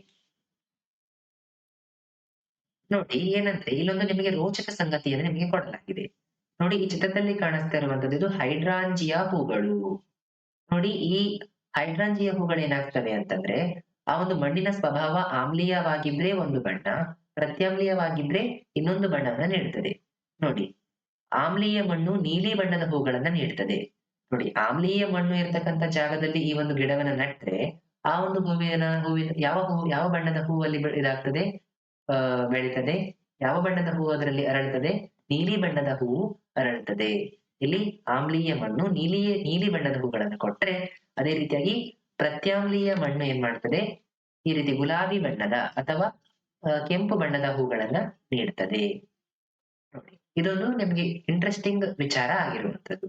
ಯಾವ ರೀತಿಯಾಗಿ ಆ ಒಂದು ಮಣ್ಣಿನ ಸ್ವಭಾವವನ್ನು ಆಧರಿಸಿ ಹೂಗಳು ಬೇರೆ ಬೇರೆ ಬಣ್ಣದಲ್ಲಿ ಅರಳುತ್ತವೆ ಅನ್ನೋದನ್ನ. ಈಗ ನಾವು ಮುಂದೆ ನೋಡೋಣ. ಈಗ ನಾವು ಸೂಚಕವಾಗಿ ಹೇಗೆ ನಾವು ಗುಲಾಬಿಯ ಸಾರವನ್ನು ಬಳಸಿದ್ವಿ ಅಂತ ನೋಡಿದ್ವಿ. ಈಗ ನಾವು ಸೂಚಕವಾಗಿ ಅರಿಶಿಣವನ್ನ ಹೇಗೆ ನೋಡೋದು ಅಂತ ನೋಡೋಣ. ಇದಕ್ಕೆ ನಾವೇನ್ ಮಾಡ್ತೀವಿ, ಚಟುವಟಿಕೆ 2.5ರಲ್ಲಿ ಒಂದು ಗಾಜಿನ ತಟ್ಟೆಯನ್ನ ತಗೊಂಡು ಅದಕ್ಕೆ ಸ್ವಲ್ಪ 1 ಚಮಚ ಅರಿಶಿಣವನ್ನ ಹಾಕಿ ಸ್ವಲ್ಪ ನೀರನ್ನ ಸೇರಿಸಿ ಅದನ್ನ ಒಂದು ಪೇಸ್ಟ್ ರೀತಿಯಲ್ಲಿ ಅದನ್ನ ತಯಾರಿಸ್ಕೊಳ್ತೀವಿ. ಅದನ್ನ ಏನಂತ ಕರೀತಾರೆ? ಕಣಕ ಅಂತ ತಯಾರಿಸ್ತಾರೆ. ಆ ಒಂದು ಅರಿಶಿಣದ ಪೇಸ್ಟ್ ಅನ್ನ ಏನಂತ ಕರೀತಾರೆ? ಕಣಕ ಅಂತ ಕರೀತಾರೆ. ಅದೇನ್ ಮಾಡ್ಬೇಕು ನಾವು, ಆ ಒಂದು ಕಣಕವನ್ನ ನಾವು ಒಂದು ಬಿಳಿ ಕಾಗದಕ್ಕೆ ಅದನ್ನ ಸವರ್ಬೇಕು. ಅದನ್ನ ಬಿಳಿ ಕಾಗದಕ್ಕೆ ಹಚ್ಚಿ ಆ ಕಾಗದವನ್ನ ನಾವು ಚೆನ್ನಾಗಿ ಬಿಸಿಲಿನಲ್ಲಿ ಒಣಗಲು ಬಿಡಬೇಕು. ನೋಡಿ, ನಿಮಗೆ ಈ ಚಿತ್ರದಲ್ಲಿ ಕಾಣಿಸ್ತಾ ಇರಬಹುದು. ನೋಡಿ, ಈ ರೀತಿಯಾಗಿ ನಾವು ಅರಿಶಿಣದ ಕಣಕವನ್ನ ತಯಾರಿಸಿಕೊಂಡು ಅದನ್ನ ಬಿಳಿ ಕಾಗದಕ್ಕೆ ಈ ರೀತಿಯಾಗಿ ಹಚ್ಚಿ ಅದನ್ನ ಸರಿಯಾಗಿ ಒಣಗಿಸಿ ಅನಂತರ ಈ ರೀತಿ ಚಿಕ್ಕ ಚಿಕ್ಕ ಚೂರುಗಳಾಗಿ ನಾವು ಕತ್ತರಿಸಿಕೊಂಡು ಇಟ್ಕೊಳ್ಬೇಕು. ಈಗ ಏನ್ ಮಾಡ್ಬೇಕು, ಆ ಒಂದು ಪ್ರತಿಯೊಂದು ಮಾದರಿಗಳ ಒಂದೊಂದು ಹನಿಯನ್ನ ಈ ಅರಿಶಿಣ ಕಾಗದಕ್ಕೆ ಹಾಕಿ ಪ್ರತ್ಯೇಕ ಚೂರುಗಳ ಮೇಲೆ ಅದನ್ನ ಹಾಕಿ ನೋಡಿ ಅದನ್ನ ನಾವು ಪರೀಕ್ಷೆಯನ್ನ ಮಾಡ್ಕೊಳ್ತೀವಿ. ಅದನ್ನ ಹೇಗೆ ಮಾಡೋದು ಅಂತ ಈಗ ನಾವು ನೋಡೋಣ. ಈ ಒಂದು ಕಾಲಂ ನೋಡಬಹುದು ನೀವು, ಕೋಷ್ಟಕ 2.4 ಅಂತ ಅರಿಶಿಣ ಕಾಗದದಿಂದ ಮಾದರಿಗಳ ಸ್ವರೂಪವನ್ನು ಪರೀಕ್ಷಿಸುವುದು ಅಂತ ಇದೆ. ನೋಡಿ, ಆಗ ನಾವು ತೆಗೆದುಕೊಂಡಂತಹ ಮಾದರಿಗಳನ್ನೇ ನಾವು ಇಲ್ಲಿ ತಗೊಳ್ಳೋಣ. ನೋಡಿ, ಈ ನಿಂಬೆ ರಸದ ಒಂದು ಮಾದರಿಯನ್ನ ಒಂದು ಹನಿ ಹಾಕಿದ ನಂತರ ಅರಿಶಿಣ ಕಾಗದದ ಬಣ್ಣದಲ್ಲಿ ಏನು ಬದಲಾವಣೆ ಆಯಿತು? ನೋಡಿ, ನಿಂಬೆ ರಸ ಏನು, ಒಂದು ಆಮ್ಲ ಅಲ್ವಾ? ಆ ಆಮ್ಲವನ್ನ ನಾವು ಆ ಅರಿಶಿಣ ಕಾಗದದ ಮೇಲೆ ಹಾಕಿದಾಗ ಏನಾಗತ್ತೆ ಅಂತಂದ್ರೆ ಬಣ್ಣ ಬದಲಾಗುವುದಿಲ್ಲ. ಆ ಒಂದು ಅರಿಶಿಣ ಕಾಗದ ಒಂದು ಆಮ್ಲ ಆಗಿದೆ. ಅರಿಶಿಣ ಕಾಗದ ಒಂದು ಪ್ರತ್ಯಾಮ್ಲ ವಸ್ತು ಆಗಿದೆ. ನಿಂಬೆ ರಸ ಏನು, ಅದೊಂದು ಆಮ್ಲ ಅಲ್ವಾ? ಹೀಗಾಗಿ ನಿಂಬೆ ರಸ ಅಂತಕ್ಕಂತಹ ಒಂದು ಆಮ್ಲವನ್ನ ನಾವು ಪ್ರತ್ಯಾಮ್ಲವಾಗಿರ್ತಕ್ಕಂತಹ ಅರಿಶಿಣ ಕಾಗದಕ್ಕೆ ಹಾಕಿದಾಗ ಅಲ್ಲಿ ಯಾವುದೇ ಬದಲಾವಣೆ ಆಗೋದಿಲ್ಲ. ಅಲ್ಲಿ ಒಂದು ಕ್ರಿಯೆ ನಡೀತದೆ, ತಟಸ್ಥೀಕರಣ ಕ್ರಿಯೆ ಅನ್ನುವಂಥದ್ದು ನಡೀತದೆ.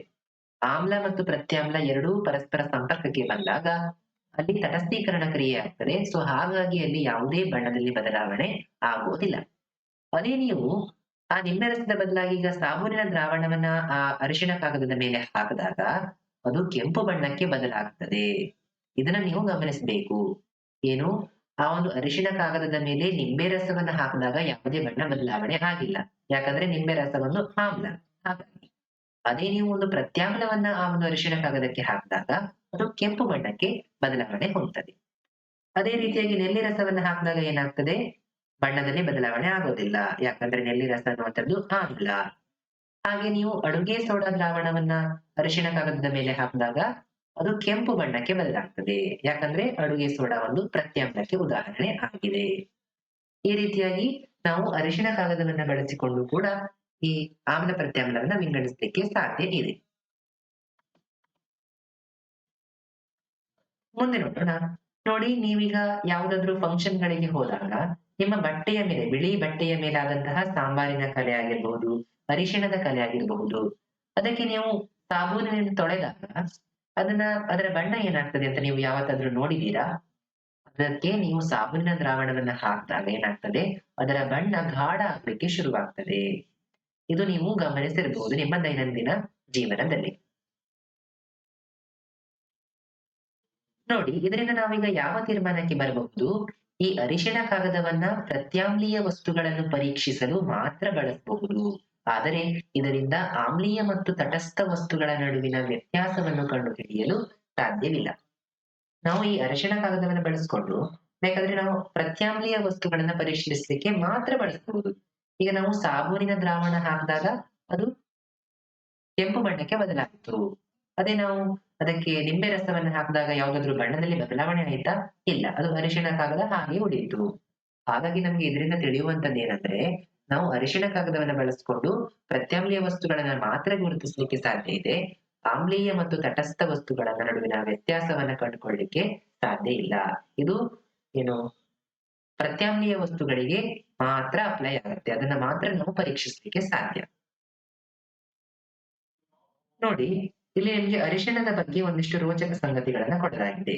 ನೋಡಿ, ನಾವು ಅರಿಶಿಣವನ್ನ ಚಿನ್ನದ ಮಸಾಲೆ ಅಂತ ಕೂಡ ಕರಿತೀವಿ. ಇದನ್ನ ಇದು ಅನೇಕ ನಮ್ಮ ದೈನಂದಿನ ಜೀವನದಲ್ಲಿ ನಾವು ಎಲ್ಲಾ ಆಹಾರ ಪದಾರ್ಥಗಳಿಗೂ ಕೂಡ ಅದನ್ನ ಬಳಸ್ತೀವಿ. ಇದು ರುಚಿ ಮತ್ತು ಬಣ್ಣವನ್ನ ನಮಗೆ ಆಹಾರಕ್ಕೆ ನೀಡುತ್ತದೆ. ನೋಡಿ, ನಾವು ಇದನ್ನ ಸಾಕಷ್ಟು ಆಯುರ್ವೇದ ವೈದ್ಯ ಪದ್ಧತಿಗಳಲ್ಲಿ, ಆಯುರ್ವೇದ ಚಿಕಿತ್ಸೆಗಳಲ್ಲಿಯೂ ಕೂಡ ಅರಿಶಿಣವನ್ನ ಸಾಕಷ್ಟು ಪುರಾತನ ಕಾಲದಿಂದಲೂ ಕೂಡ ನಾವು ಬಳಸಿದ್ದೇವೆ ಅಲ್ವಾ? ಇದನ್ನ ನೀವು ಅರಿಶಿಣದ ಬಗ್ಗೆ ತಿಳ್ಕೊಳ್ಬೇಕಾದಂತಹ ಕೆಲವು ರೋಚಕ ಸಂಗತಿಗಳು ಆಗಿದ್ದಾವೆ. ಮುಂದೆ ನೋಡೋಣ. ನೋಡಿ, ಏನ್ ಮಾಡಿದ್ರು ಅಂದ್ರೆ, ಒಂದು ದಿನ ಗುರು ಪೌರ್ಣಮಿಯ ದಿನದಂದು ಇಲ್ಲಿ ಒಂದು ಸನ್ನಿವೇಶವನ್ನ ಕೊಡಲಾಗಿದೆ. ಗುರು ಪೌರ್ಣಮಿಯ ದಿನದಂದು ಅಶ್ವಿನ ತಮ್ಮ ಗುರುಗಳಿಗೆ ಕೃತಜ್ಞತೆಯನ್ನ ಸಲ್ಲಿಸಲಿಕ್ಕಾಗಿ ಒಂದು ಶುಭಾಶಯ ಪತ್ರವನ್ನ ರೆಡಿ ಮಾಡ್ತಾರೆ. ಒಂದು ಗ್ರೀಟಿಂಗ್ ಕಾರ್ಡ್ ಅನ್ನ ರೆಡಿ ಮಾಡ್ತಾರೆ. ಅದ್ರಲ್ಲಿ ಏನ್ ಮಾಡ್ತಾರೆ ಅಂದ್ರೆ, ಅವರು ಆ ಕೋಷ್ಟಕ 2.4ರಲ್ಲಿ ಪರೀಕ್ಷಿಸಲಾದ ದ್ರಾವಣಗಳಲ್ಲಿ ಒಂದನ್ನ ಬಳಸಿಕೊಂಡು ಏನ್ ಮಾಡ್ತಾರೆ, ಅವರು ಅದರ ಮೇಲೆ ಶುಭಾಶಯಗಳನ್ನ ಗುರುಗಳ ಮಾತೃಭಾಷೆಯಲ್ಲಿ ಬರೀತಾರೆ. ಅನಂತರ ಅವರು ಸಂದೇಶವನ್ನ ಬರೆಯಲು ಯಾವ ದ್ರಾವಣಗಳನ್ನ ಬಳಸಬಹುದು ಅಲ್ವಾ? ನಾವೇನ್ ಮಾಡಬಹುದು? ಆ ಅರಿಶಿಣದ ಕಣಕದಿಂದ ನಾವು ಆ ಶುಭಾಶಯವನ್ನ ಬರೆದು ಅನಂತರ ಅದಕ್ಕೆ ಸಾಬೂನಿನ ದ್ರಾವಣವನ್ನ ಸಿಂಪಡಿಸಿದಾಗ ಅದೇನಾಗತ್ತೆ? ಅದು ಅಕ್ಷರವಾಗಿ ಹೊರಹೊಮ್ಮುತ್ತೆ. ಇದನ್ನ ಬಳಸಿಕೊಂಡು ಕ್ರಿಯೇಟಿವ್ ಆಗಿ ಅಶ್ವಿನ್ ಏನ್ ಮಾಡ್ತಾರೆ, ತಮ್ಮ ಗುರುಗಳಿಗೆ ಗುರು ಪೌರ್ಣಮಿಯ ವಿಷಯನ್ನ ತಿಳಿಸ್ತಾರೆ ಅನ್ನುವಂಥದ್ದಲ್ಲಿ ಇಂಟ್ರೆಸ್ಟಿಂಗ್ ಫ್ಯಾಕ್ಟರ್.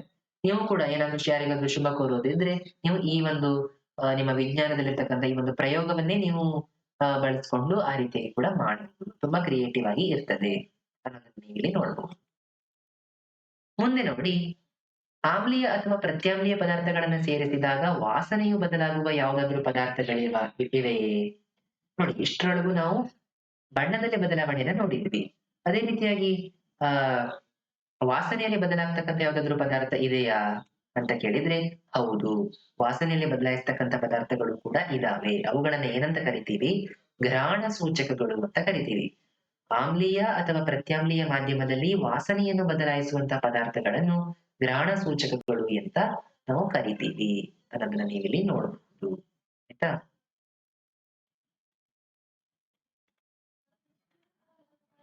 ಮುಂದೆ ನೋಡಿ, ನಾವೀಗ ಚಟುವಟಿಕೆ 2.6 ನೋಡೋಣ.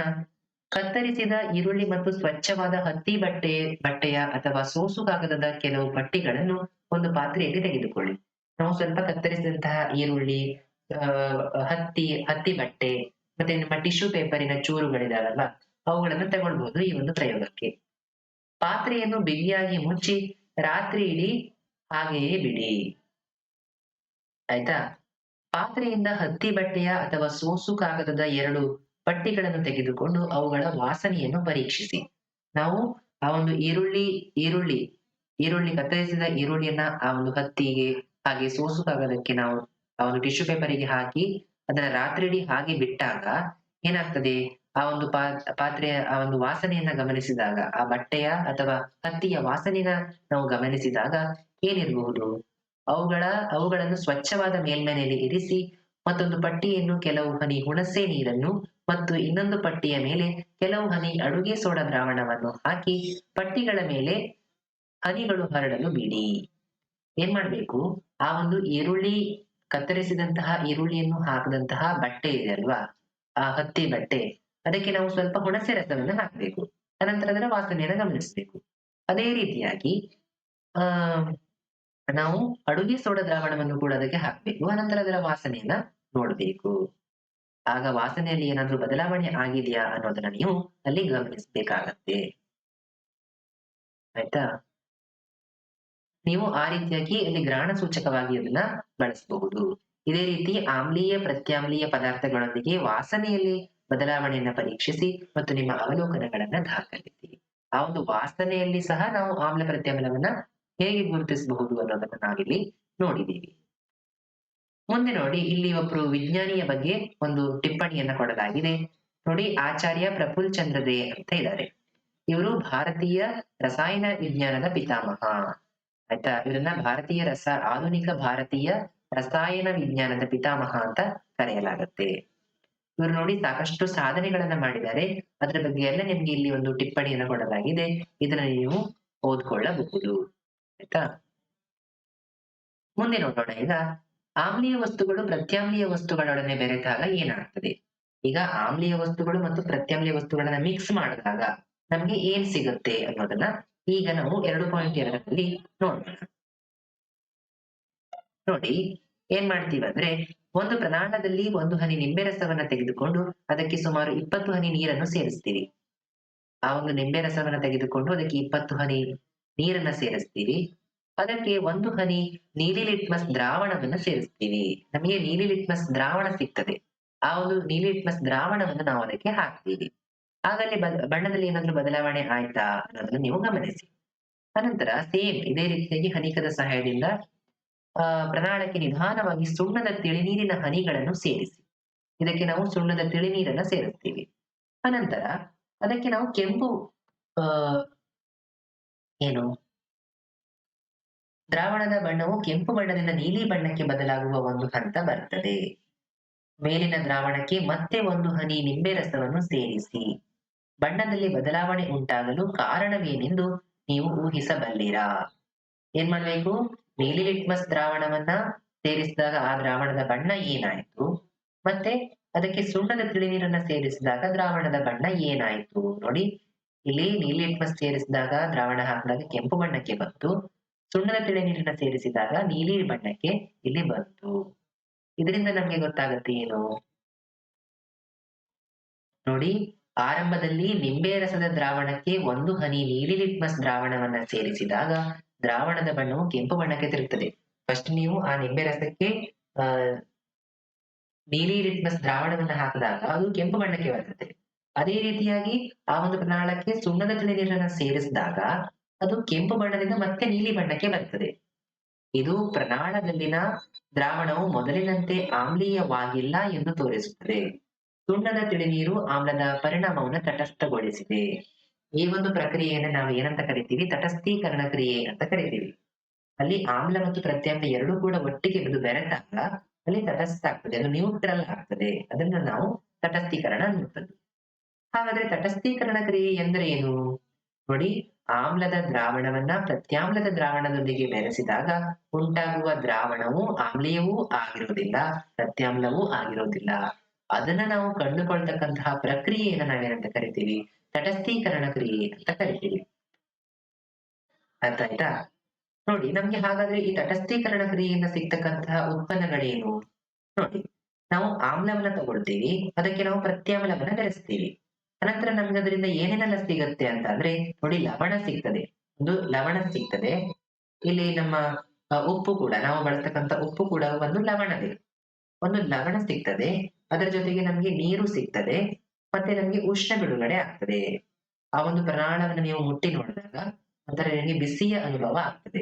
ಅದರಿಂದ ಉಷ್ಣ ಕೂಡ ಬಿಡುಗಡೆ ಆಗ್ತದೆ ಅನ್ನುವಂಥದ್ದನ್ನು ನಾವಿಲ್ಲಿ ಗಮನಿಸಬಹುದು.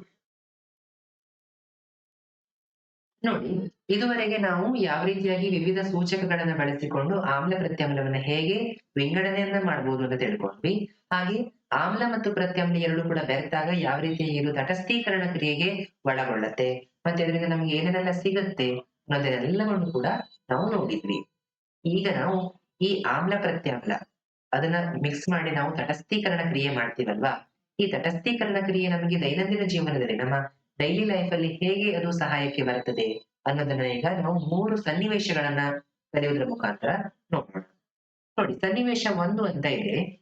ಏನಾಗತ್ತೆ ಅಂದ್ರೆ, ನೋಡಿ, ಕೀರ್ತಿ ಅಂತಕ್ಕಂತಹ ಹುಡುಗಿ ಏನ್ ಮಾಡ್ತಾಳೆ, ತನ್ನ ತೋಟದಲ್ಲಿರ್ತಕ್ಕಂಥ ಮರದ ಕಾಂಡದ ಮೇಲೆ ಕೈಯನ್ನ ಇಡ್ತಾಳೆ.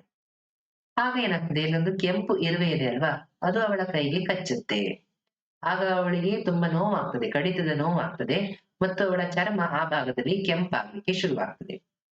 ಆಗ ಆ ಒಂದು ಕೈಯಲ್ಲಿ ಯಾವ ಭಾಗದಲ್ಲಿ ಕೆಂಪಾಗಿದೆ ಅಲ್ವಾ, ಅಲ್ಲಿ ಏನ್ ಮಾಡ್ತಾರೆ, ಅವಳ ಸಹೋದರ, ಅವಳ ಬ್ರದರ್ ಏನ್ ಮಾಡ್ತಾರೆ, ಆ ಅವಳ ಒಂದು ಕೈಗೆ ಅಡುಗೆ ಸೋಡಾವನ್ನು ಬಾಧಿತ ಪ್ರದೇಶಕ್ಕೆ ಹಚ್ಚುವ ಮುಖಾಂತರ ಅವಳಿಗೆ ಸಹಾಯವನ್ನ ಮಾಡಿದರು. ಆ ಒಂದು ಕೈಗೆ ಯಾವ ಭಾಗದಲ್ಲಿ ಕೆಂಪು ಬಣ್ಣಕ್ಕೆ ಬದಲಾಯಿತು ಕೈ, ಅಲ್ಲಿ ಏನ್ ಮಾಡ್ತಾರೆ, ಅಡುಗೆ ಸೋಡಾ ದ್ರಾವಣವನ್ನ ಹಚ್ಚಲಾಗ್ತದೆ. ಆಗ ಅವಳಿಗೆ ಆ ನೋವು ಗುಣಮುಖ ಆಗ್ತದೆ. ಇದರಿಂದ ನಾವು ಏನ್ ತಿಳ್ಕೊಳ್ಬಹುದು ಅಂತಂದ್ರೆ, ಇರುವೆ ಕಡಿದಾಗ ಅದು ಚರ್ಮಕ್ಕೆ ಆಮ್ಲೀಯ ದ್ರವವನ್ನ, ಫಾರ್ಮಿಕ್ ಆಮ್ಲವನ್ನ ಚುಚ್ಚಿ ಸೇರಿಸ್ತದೆ. ಆ ಇರುವೆಯಲ್ಲಿ ಏನಿರ್ತದೆ, ಫಾರ್ಮಿಕ್ ಆಮ್ಲ ಅನ್ನುವಂಥದ್ದು ಇರ್ತದೆ. ಅದು ಅದೇನ್ ಮಾಡ್ತದೆ, ನಮ್ಮ ಕೈಗೆ ಕಚ್ಚಿದಾಗ ಅದು ಆ ಫಾರ್ಮಿಕ್ ಆಮ್ಲವನ್ನ ಕೈಗೆ ಸುರಿತದೆ, ಅದನ್ನ ಚುಚ್ಚಿ ಅದನ್ನ ನಮ್ಮ ಚರ್ಮಕ್ಕೆ ಸೇರಿಸ್ತದೆ. ಅದರಿಂದ ಅದು ನಮ್ಗೆ ನೋವನ್ನ ಉಂಟು ಮಾಡ್ತದೆ ಮತ್ತು ಕೆಂಪು ಬಣ್ಣಕ್ಕೆ ನಮ್ಮ ಕೈ ತಿರುಗ್ತದೆ. ಅದನ್ನ ನಾವು ಅಡುಗೆ ಸೋಡಾ ಅಂತಕ್ಕಂತಹ ಒಂದು ಪ್ರತ್ಯಾಮ್ಲವನ್ನ ಬಳಸಿ, ನೋಡಿ, ಫಾರ್ಮಿಕ್ ಆಮ್ಲ ಅಂತಕ್ಕಂಥದ್ದು ಒಂದು ಆಮ್ಲ ಅಲ್ವಾ, ಅದಕ್ಕೆ ನಾವು ಅಡುಗೆ ಸೋಡಾವನ್ನ ಹಚ್ಚಿದಾಗ ಅದೇನಾಗ್ತದೆ, ತಟಸ್ಥ ಆಗ್ತದೆ, ನ್ಯೂಟ್ರಲ್ ಆಗ್ತದೆ. ಸೊ ಹಾಗಾಗಿ ನಮ್ಗೆ ಆ ನೋವು ಗುಣಮುಖ ಆಗ್ತದೆ ಅನ್ನುವಂಥದ್ದು. ಇದು ಸನ್ನಿವೇಶ 1. ಇದು ತಟಸ್ಥೀಕರಣದ ಒಂದು ಉಪಯೋಗ. ನಮ್ಗೆ ಇರುವೆ ಕಚ್ಚಿದಾಗ ನಾವು ಅಡುಗೆ ಸೋಡಾವನ್ನ ಬಳಸಿ ಅದನ್ನ ಉಪಶಮನವನ್ನ ಮಾಡ್ಕೊಳ್ಬಹುದು. ನಾವಿಲ್ಲಿ ಈ ಅಡುಗೆ ಸೋಡಾದ ಬದಲಿಗೆ ನಾವು ಅರಿಶಿಣವನ್ನು ಕೂಡ ಬಳಸಬಹುದು. ಯಾಕಂದ್ರೆ ಅರಿಶಿಣ ಕೂಡ ಒಂದು ಪ್ರತ್ಯಾಮ್ಲವೇ ಅಲ್ವಾ. ನೋಡಿ, ನಮ್ಗೆ ಮನೆಗಳಲ್ಲೆಲ್ಲ ಹೇಳ್ತಾರೆ, ಏನಾದ್ರೂ ಗಾಯ ಆದ್ರೆ ಅರಿಶಿಣವನ್ನ ಹಾಕಲಾಗ್ತದೆ. ಯಾಕೆ, ಆ ಅರಿಶಿಣ ಅನ್ನುವಂಥದ್ದು ಒಂದು ಪ್ರತ್ಯಾಮ್ಲ ಆಗಿದೆ, ಅದನ್ನ ಹಾಕೋದ್ರಿಂದ ನಮ್ಗೆ ಗುಣಮುಖ ಆಗ್ತದೆ ಅನ್ನುವಂತಹ ಸಲುವಾಗಿ ಮಾಡಬಹುದು. ಮುಂದೆ ನಾವು ಈಗ 2ನೆಯ ಸನ್ನಿವೇಶವನ್ನ ನೋಡೋಣ. ಏನಾಗ್ತದೆ ಅಂದ್ರೆ, ರೈತರೊಬ್ಬರು ಹೇಳ್ತಾರೆ, ಈ ರೈತರು ಹೇಳ್ತಾರೆ, ನನ್ನ ಸಸ್ಯಗಳು ಇತ್ತೀಚೆಗೆ ಚೆನ್ನಾಗಿ ಬೆಳೆಯುತ್ತಿಲ್ಲವಲ್ಲ, ಏಕೆ ಅಂತ ಅವರು ಕೇಳ್ತಾ ಇರ್ತಾರೆ. ಅವರ ಸಸ್ಯ ಸರಿಯಾಗಿ ಬೆಳೀತಾ ಇರೋದಿಲ್ಲ. ಅದಕ್ಕೆ ಕಾರಣ ಏನಂತಂದ್ರೆ, ರಾಸಾಯನಿಕ ಗೊಬ್ಬರಗಳ ಅತಿಯಾದ ಬಳಕೆಯು ಮಣ್ಣನ್ನು ಆಮ್ಲೀಯವಾಗಿಸ್ತದೆ. ಏನ್ ಮಾಡ್ತಾರೆ, ರೈತರೆಲ್ಲ ಏನ್ ಮಾಡ್ತಾರೆ, ಚೆನ್ನಾಗಿ ಫಸಲು ಬರಲಿ, ಚೆನ್ನಾಗಿ ಬೆಳೆ ಬೆಳೀಲಿ ಅಂತ ರಾಸಾಯನಿಕ ಗೊಬ್ಬರಗಳು, ಅಂಗಡಿಗಳಲ್ಲಿ ಸಿಗ್ತಕ್ಕಂತಹ ಯೂರಿಯಾ ಆಗಿರ್ಬೋದು, ಸುಫಾಲ ಆಗಿರ್ಬೋದು, ಅದನ್ನೆಲ್ಲ ಬಳಸಿ ಆ ಒಂದು ಮಣ್ಣನ್ನ ಏನ್ ಮಾಡಿರ್ತಾರೆ, ಆಮ್ಲೀಯಗೊಳಿಸಿರ್ತಾರೆ. ಅದರಿಂದಾಗಿ ಏನಾಗ್ತದೆ, ಅವರ ಒಂದು ಭೂಮಿಯಲ್ಲಿ ಅವರ ಸಸ್ಯಗಳು ಸರಿಯಾಗಿ ಬೆಳೀತಾ ಇರುವುದಿಲ್ಲ. ಇದಕ್ಕೆ ಅವರು ಏನ್ ಮಾಡಬಹುದು ಅಂತಂದ್ರೆ, ನೋಡಿ, ತೀವ್ರ ಆಮ್ಲೀಯ ಸ್ವಭಾವದ ಮಣ್ಣಿನಲ್ಲಿ ಸಸ್ಯಗಳು ಚೆನ್ನಾಗಿ ಬೆಳೆಯುವುದಿಲ್ಲ. ನೋಡಿ, ಮಣ್ಣು ತುಂಬಾ ಆಮ್ಲೀಯ ಆಗಿತ್ತು, ತುಂಬಾ ಹೆಚ್ಚಿನ ಪ್ರಮಾಣದಲ್ಲಿ ಆಮ್ಲೀಯ ಆಗಿತ್ತು ಅಂತಂದ್ರೆ ಅದರಲ್ಲಿ ಯಾವುದೇ ಸಸ್ಯಗಳು ಬೆಳೆಯುವುದಿಲ್ಲ. ಅದಕ್ಕೆ ನಾವೇನ್ ಮಾಡ್ಬೇಕು, ಪ್ರತ್ಯಾಮ್ಲವಾದಂತಹ ಸುಣ್ಣವನ್ನ ಅದಕ್ಕೆ ಸೇರಿಸಬೇಕು. ಆ ಒಂದು ಮಣ್ಣಿಗೆ ನಾವು ಸುಣ್ಣವನ್ನ ಸೇರಿಸಿದಾಗ ಏನಾಗ್ತದೆ, ಆ ಒಂದು ಆಮ್ಲೀಯತೆ ಏನಾಗ್ತದೆ, ಅದು ತಟಸ್ಥಗೊಳ್ಳುತ್ತದೆ. ಸೊ ಹಾಗಾಗಿ ನಾವು ಅದೆಲ್ಲ ಬೆಳೆಗಳನ್ನ ಮತ್ತೆ ಬೆಳೆಯಲಿಕ್ಕೆ ಸಾಧ್ಯ ಇದೆ. ನೋಡಿ, ಏನ್ ಮಾಡ್ಬೇಕು, ಮಣ್ಣು ಆಮ್ಲೀಯವಾಗಿದ್ದರೆ ಸಾವಯವ ಗೊಬ್ಬರ ಮತ್ತು ಕಾಂಪೋಸ್ಟ್ ಎಲೆಗಳಂತಹ ಸಾವಯವ ವಸ್ತುಗಳನ್ನ ಅದಕ್ಕೆ ಸೇರಿಸಲಾಗುತ್ತದೆ. ಸಾವಯವ ವಸ್ತುಗಳಿಂದ ಬಿಡುಗಡೆಯಾಗುವಂತಹ ಆಮ್ಲಗಳು ಮಣ್ಣಿನ ಪ್ರತ್ಯಾಮ್ಲೀಯ ಸ್ವಭಾವವನ್ನು ತಟಸ್ಥಗೊಳಿಸುತ್ತದೆ. ಈ ರೀತಿಯಾಗಿ ನಾವು ಆ ಆಮ್ಲೀಯವಾದಂತಹ ಮಣ್ಣಿಗೆ ಸುಣ್ಣವನ್ನ ಸೇರಿಸುವುದರ ಮುಖಾಂತರ, ಸುಣ್ಣ ಎಂಬಂತಹ ಪ್ರತ್ಯಾಮ್ಲವನ್ನು ಹಾಕುವುದರ ಮುಖಾಂತರ ಅದನ್ನ ತಟಸ್ಥಗೊಳಿಸಲಿಕ್ಕೆ ಸಾಧ್ಯ ಇದೆ. ಕೆಲವೊಮ್ಮೆ ಮಣ್ಣು ತಟಸ್ಥ ಕೂಡ ಆಗಿರಬಹುದು ಅಲ್ವಾ, ಆದರೆ ಅದರಲ್ಲಿ ಬೆಳೆಯುವ ಸಸ್ಯಗಳು ಕುಂದಿದ ಆರೋಗ್ಯವನ್ನು ಹೊಂದಿರಬಹುದು. ಇದು ಮಣ್ಣಿನಲ್ಲಿರುವಂತಹ ಪೋಷಕಾಂಶಗಳ ಕೊರತೆಯಿಂದ ಕೂಡ ಆಗಿರಬಹುದು. ಈಗ ಮಣ್ಣು ತಟಸ್ಥ ಇದೆ, ಅದರಲ್ಲಿ ಆಮ್ಲೀಯತೆಯೂ ಇಲ್ಲ ಮತ್ತೆ ಪ್ರತ್ಯಾಮ್ಲೀಯತೆಯೂ ಇಲ್ಲ, ಅದು ತಟಸ್ಥ ಆಗಿದೆ. ಆದ್ರೂ ಕೂಡ ಅದರಲ್ಲಿ ಗಿಡಗಳು ಸರಿಯಾಗಿ ಬೆಳೀತಾ ಇಲ್ಲ ಅಂತಂದ್ರೆ ಆ ಒಂದು ಮಣ್ಣಿನಲ್ಲಿ ನ್ಯೂಟ್ರಿಷಿಯನ್ಸ್ ಪೋಷಕಾಂಶಗಳ ಕೊರತೆ ಇದೆ ಅಂತ ನಾವು ಹೇಳಲಿಕ್ಕೆ ಸಾಧ್ಯ ಇದೆ. ಇದಾಗಿತ್ತು ಈ ನಿಮ್ಮ ಎರಡನೆಯ ಸನ್ನಿವೇಶ, ಈ ತಟಸ್ಥೀಕರಣದ ಉಪಯೋಗ. ನೆಕ್ಸ್ಟ್ ಈಗ ನಾವು ಮೂರನೆಯ ಒಂದು ಸನ್ನಿವೇಶವನ್ನ ನೋಡೋಣ. ಅಶ್ವಿನ್ನ ಸ್ನೇಹಿತರಾದ ಗುರುವೀರ್ ಕೈಗಾರಿಕಾ ಪ್ರದೇಶವೊಂದರ ಬಳಿ ವಾಸಿಸುತ್ತಿದ್ದಾನೆ. ಏನಾಗ್ತದೆ, ಅಶ್ವಿನ್ನ ಸ್ನೇಹಿತರಾದಂತಹ ಗುರುವೀರ್ ಒಂದು ಕೈಗಾರಿಕಾ ಪ್ರದೇಶ, ಒಂದು ಇಂಡಸ್ಟ್ರಿ ಇರ್ತಕ್ಕಂತಹ ಫ್ಯಾಕ್ಟರಿಗಳು ಇರ್ತಕ್ಕಂಥ ಪ್ರದೇಶದಲ್ಲಿ ಅವನು ವಾಸವಾಗಿದ್ದಾನೆ. ತನ್ನ ನೆರೆಹೊರೆಯ ಸರೋವರಗಳಲ್ಲಿ ಮೀನುಗಳ ಸಂಖ್ಯೆ ದಿನದಿಂದ ದಿನಕ್ಕೆ ಕ್ಷೀಣಿಸುತ್ತಿದೆ ಎಂದು ಅವನು ಸ್ನೇಹಿತನೊಂದಿಗೆ ಹೇಳಿದನು. ನೋಡಿ ಏನಾಗ್ತಿದೆ, ಆ ಸರೋವರದಲ್ಲಿ ಮೀನುಗಳು ದಿನದಿಂದ ದಿನಕ್ಕೆ ಸಾವನ್ನಪ್ತಾ ಇದ್ದಾವೆ. ಯಾಕೆ ಅಂತ ನೋಡಿದಾಗ ಇದಕ್ಕೆ ಏನ್ ಕಾರಣ ಇರ್ಬೋದು ಅಂತ ನೋಡಿದಾಗ ಕಾರ್ಖಾನೆಯ ತ್ಯಾಜ್ಯ ಆ ಸರೋವರಕ್ಕೆ ಬಿಡುಗಡೆ ಮಾಡ್ತಾ ಇದ್ದಾರೆ ಅಂತ ಗೊತ್ತಾಗುತ್ತೆ. ನೋಡಿ, ಆ ಕಾರ್ಖಾನೆಯ ತ್ಯಾಜ್ಯ ಒಂದ್ ವೇಳೆ ಆಮ್ಲೀಯ ಆಗಿದ್ರೆ ಆ ಸರೋವರದಲ್ಲಿರುವಂತಹ ಮೀನುಗಳನ್ನ ಬಳಸಲಿಕ್ಕೆ ನಾವು ಏನ್ ಮಾಡಬಹುದು? ಆ ಕಾರ್ಖಾನೆಯಿಂದ ಆಮ್ಲೀಯ ತ್ಯಾಜ್ಯಗಳು ಆ ಸರೋವರಕ್ಕೆ ಬಿಡುಗಡೆ ಮಾಡ್ತಾ ಇದ್ದಾರೆ.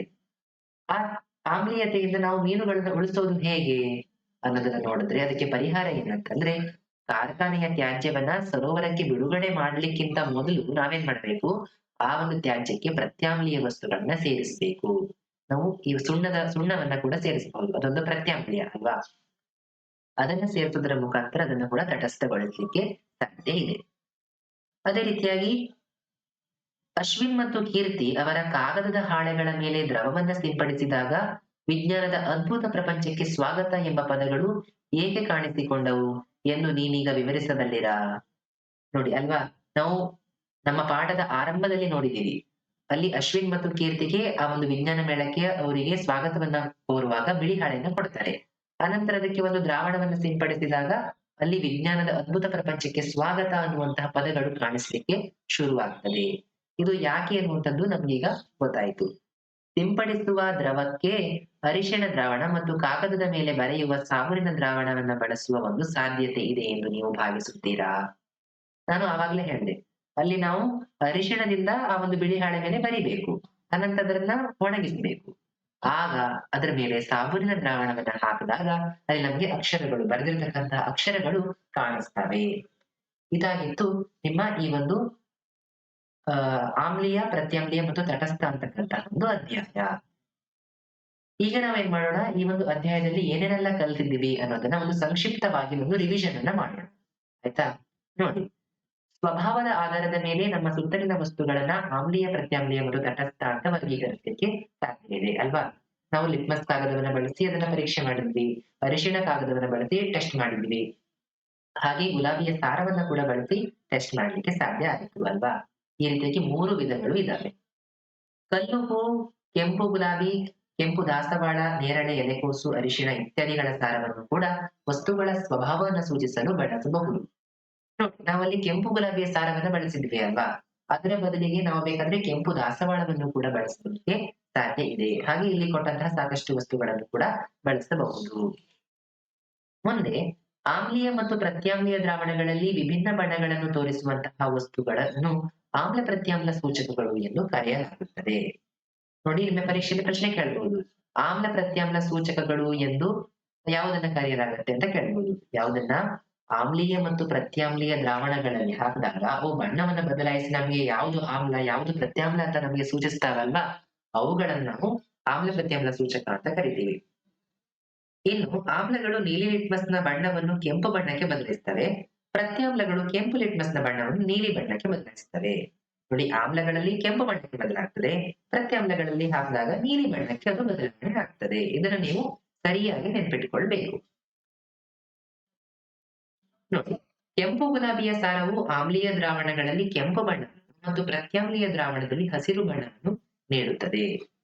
ನೋಡಿ, ನಾವು ಗುಲಾಬಿಯ ಸಾರವನ್ನ ಹಾಕಿದಾಗ ನೋಡಿ ಆಮ್ಲೀಯ ದ್ರಾವಣದಲ್ಲಿ ಅದು ಕೆಂಪು ಬಣ್ಣವನ್ನ ಕೊಡ್ತು. ನೋಡಿ, ನಾವು ಏನು ನಿಂಬೆ ರಸವನ್ನ ಹಾಕಿದಾಗ ಕೆಂಪು ಬಣ್ಣ ಕೊಡ್ತು. ಅದೇ ರೀತಿಯಾಗಿ ಸಾಬೂನಿನ ದ್ರಾವಣ ಅಂತಕ್ಕಂಥ ಪ್ರತ್ಯಾಮ್ಲ ಹಾಕಿದಾಗ ಹಸಿರು ಬಣ್ಣವನ್ನ ಕೊಡುತ್ತದೆ. ನೆಕ್ಸ್ಟ್ ನೋಡೋಣ, ಅರಿಶಿಣದ ಹಳದಿ ಬಣ್ಣವು ಪ್ರತ್ಯಾಮ್ಲೀಯ ದ್ರಾವಣಗಳಲ್ಲಿ ಕೆಂಪು ಬಣ್ಣಕ್ಕೆ ಬದಲಾಗ್ತದೆ, ಆದರೆ ಆಮ್ಲೀಯ ಮತ್ತು ತಟಸ್ಥ ದ್ರಾವಣಗಳಿಗೆ ಬದಲಾಗೋದಿಲ್ಲ. ನೋಡಿ, ಅರಿಶಿಣದ ಹಳದಿ ಬಣ್ಣ ಪ್ರತ್ಯಾಮ್ಲ ದ್ರಾವಣಕ್ಕೆ ಹಾಕಿದಾಗ ಕೆಂಪು ಬಣ್ಣಕ್ಕೆ ಬದಲಾಯಿತು. ಆದ್ರೆ ಆಮ್ಲೀಯ ಮತ್ತು ತಟಸ್ಥ ದ್ರಾವಣಗಳನ್ನ ಅದನ್ನ ವ್ಯತ್ಯಾಸ ಮಾಡ್ಲಿಕ್ಕೆ, ಆಮ್ಲೀಯ ಮತ್ತು ತಟಸ್ಥ ದ್ರಾವಣಗಳು ಯಾವುದು ಅಂತ ನಾವು ಪರೀಕ್ಷೆ ಮಾಡ್ಲಿಕ್ಕೆ ಅರಿಶಿಣದ ಕಾಗದವನ್ನ ಬಳಸಲಿಕ್ಕೆ ಸಾಧ್ಯ ಇಲ್ಲ ಅನ್ನೋದನ್ನ ನಾವು ಈ ಒಂದು ಪಾಯಿಂಟ್ ಅಲ್ಲಿ ನೋಡ್ತೀವಿ. ಮುಂದೆ ಆಮ್ಲ ಮತ್ತು ಪ್ರತ್ಯಾಮ್ಲಗಳು ಪರಸ್ಪರ ತಟಸ್ಥಗೊಂಡು ಉಷ್ಣ ಬಿಡುಗಡೆಯೊಂದಿಗೆ ಲವಣ ಮತ್ತು ನೀರನ್ನ ಉಂಟು ಮಾಡ್ತದೆ ಅಲ್ವಾ? ಇದನ್ನ ನಾವು ಆಗ ನೋಡಿದ್ವಿ. ಈ ಒಂದು ಕ್ರಿಯೆಗೆ ಏನಂತ ಕರೀತಾರೆ? ತಟಸ್ಥೀಕರಣ ಕ್ರಿಯೆ ಅಂತ ಕರೀತಾರೆ. ಅನಂತರ ಕೆಂಪು ಇರುವೆ ಕಡಿತ ಆಗಿರಬಹುದು, ಅಥವಾ ಮಣ್ಣಿನಲ್ಲಿ ಆಮ್ಲೀಯತೆ ಪ್ರತ್ಯಾಮ್ಲೀಯತೆ ಸ್ವಭಾವ ಜಾಸ್ತಿ ಆಗಿರಬಹುದು, ಅಥವಾ ಕೈಗಾರಿಕಾ ತ್ಯಾಜ್ಯದಂತಹ ಅನೇಕ ದೈನಂದಿನ ಸಮಸ್ಯೆಗಳಿರಬಹುದು ಅಲ್ವಾ? ಮೀನುಗಳು ಸಾಯ್ತವೆ ಆ ಕೈಗಾರಿಕಾ ಆಮ್ಲೀಯ ತ್ಯಾಜ್ಯ ಹೋದಾಗ. ಈ ಎಲ್ಲಾ ಸಮಸ್ಯೆಗಳನ್ನು ನಾವು ಯಾವುದರಿಂದ ಪರಿಹರಿಸಬಹುದು? ಈ ತಟಸ್ಥೀಕರಣ ಪ್ರಕ್ರಿಯೆ ಮುಖಾಂತರ. ನೋಡಿ, ಆಮ್ಲೀಯತೆ ಜಾಸ್ತಿ ಆಗಿದ್ರೆ ಅದಕ್ಕೆ ಪ್ರತ್ಯಾಮ್ಲ ಹಾಕಿ ತಟಸ್ಥಗೊಳಿಸುವಂಥದ್ದು. ಪ್ರತ್ಯಾಮ್ಲೀಯತೆ ಜಾಸ್ತಿ ಆಗಿದ್ರೆ ಅದಕ್ಕೆ ಆಮ್ಲ ಹಾಕಿ ನಾವು ಅದನ್ನ ತಟಸ್ಥಗೊಳಿಸುವುದರ ಮುಖಾಂತರ ನಮ್ಮ ಅನೇಕ ಸಮಸ್ಯೆಗಳಿಗೆ ನಾವು ಪರಿಹಾರವನ್ನ ಕಂಡುಕೊಳ್ಳಿಕ್ಕೆ ಸಾಧ್ಯ ಇದೆ ಅಲ್ವಾ? ಇದಿಷ್ಟಾಗಿತ್ತು ನಿಮ್ಮ 7ನೇ ತರಗತಿಯ 2ನೆಯ ವಿಜ್ಞಾನದ ಅಧ್ಯಾಯ ವಸ್ತುಗಳ ಅನ್ವೇಷಣೆ, ಆಮ್ಲೀಯ, ಪ್ರತ್ಯಾಮ್ಲೀಯ ಮತ್ತು ತಟಸ್ಥ ಅಂತಕ್ಕಂಥ ಒಂದು ಅಧ್ಯಾಯ. ಇದನ್ನ ನಾವು ಸಂಪೂರ್ಣವಾಗಿ ಈ ಒಂದೇ ಒಂದು ವಿಡಿಯೋದಲ್ಲಿ ನಿಮ್ಗೆ ಅರ್ಥ ಆಗಿದೆ ಅಂತ ನಾನು ಭಾವಿಸ್ತೀನಿ. ದಯವಿಟ್ಟು ನಿಮ್ಗೆ ಈ ಒಂದು ವಿಡಿಯೋ ಅರ್ಥ ಆಗಿದೆ ಅಂತ ನಾನು ಅನ್ಕೊಂಡಿದ್ದೀನಿ. ಹಾಗಾಗಿ ನೀವು ಅರ್ಥ ಆಗಿತ್ತು ಅಂತಂದ್ರೆ ದಯವಿಟ್ಟು ನನಗೆ ಕಮೆಂಟ್ ಮುಖಾಂತರ ತಿಳಿಸಿ ಅಂತ ಹೇಳ್ತಾ ನಾವು ಸಿಗೋಣ ಮುಂದಿನ ವಿಡಿಯೋದಲ್ಲಿ ಇನ್ನೊಂದು ಅಧ್ಯಾಯದೊಂದಿಗೆ. ಅಲ್ಲಿಯವರೆಗೂ ಧನ್ಯವಾದಗಳು. Thank you for watching. Bye bye.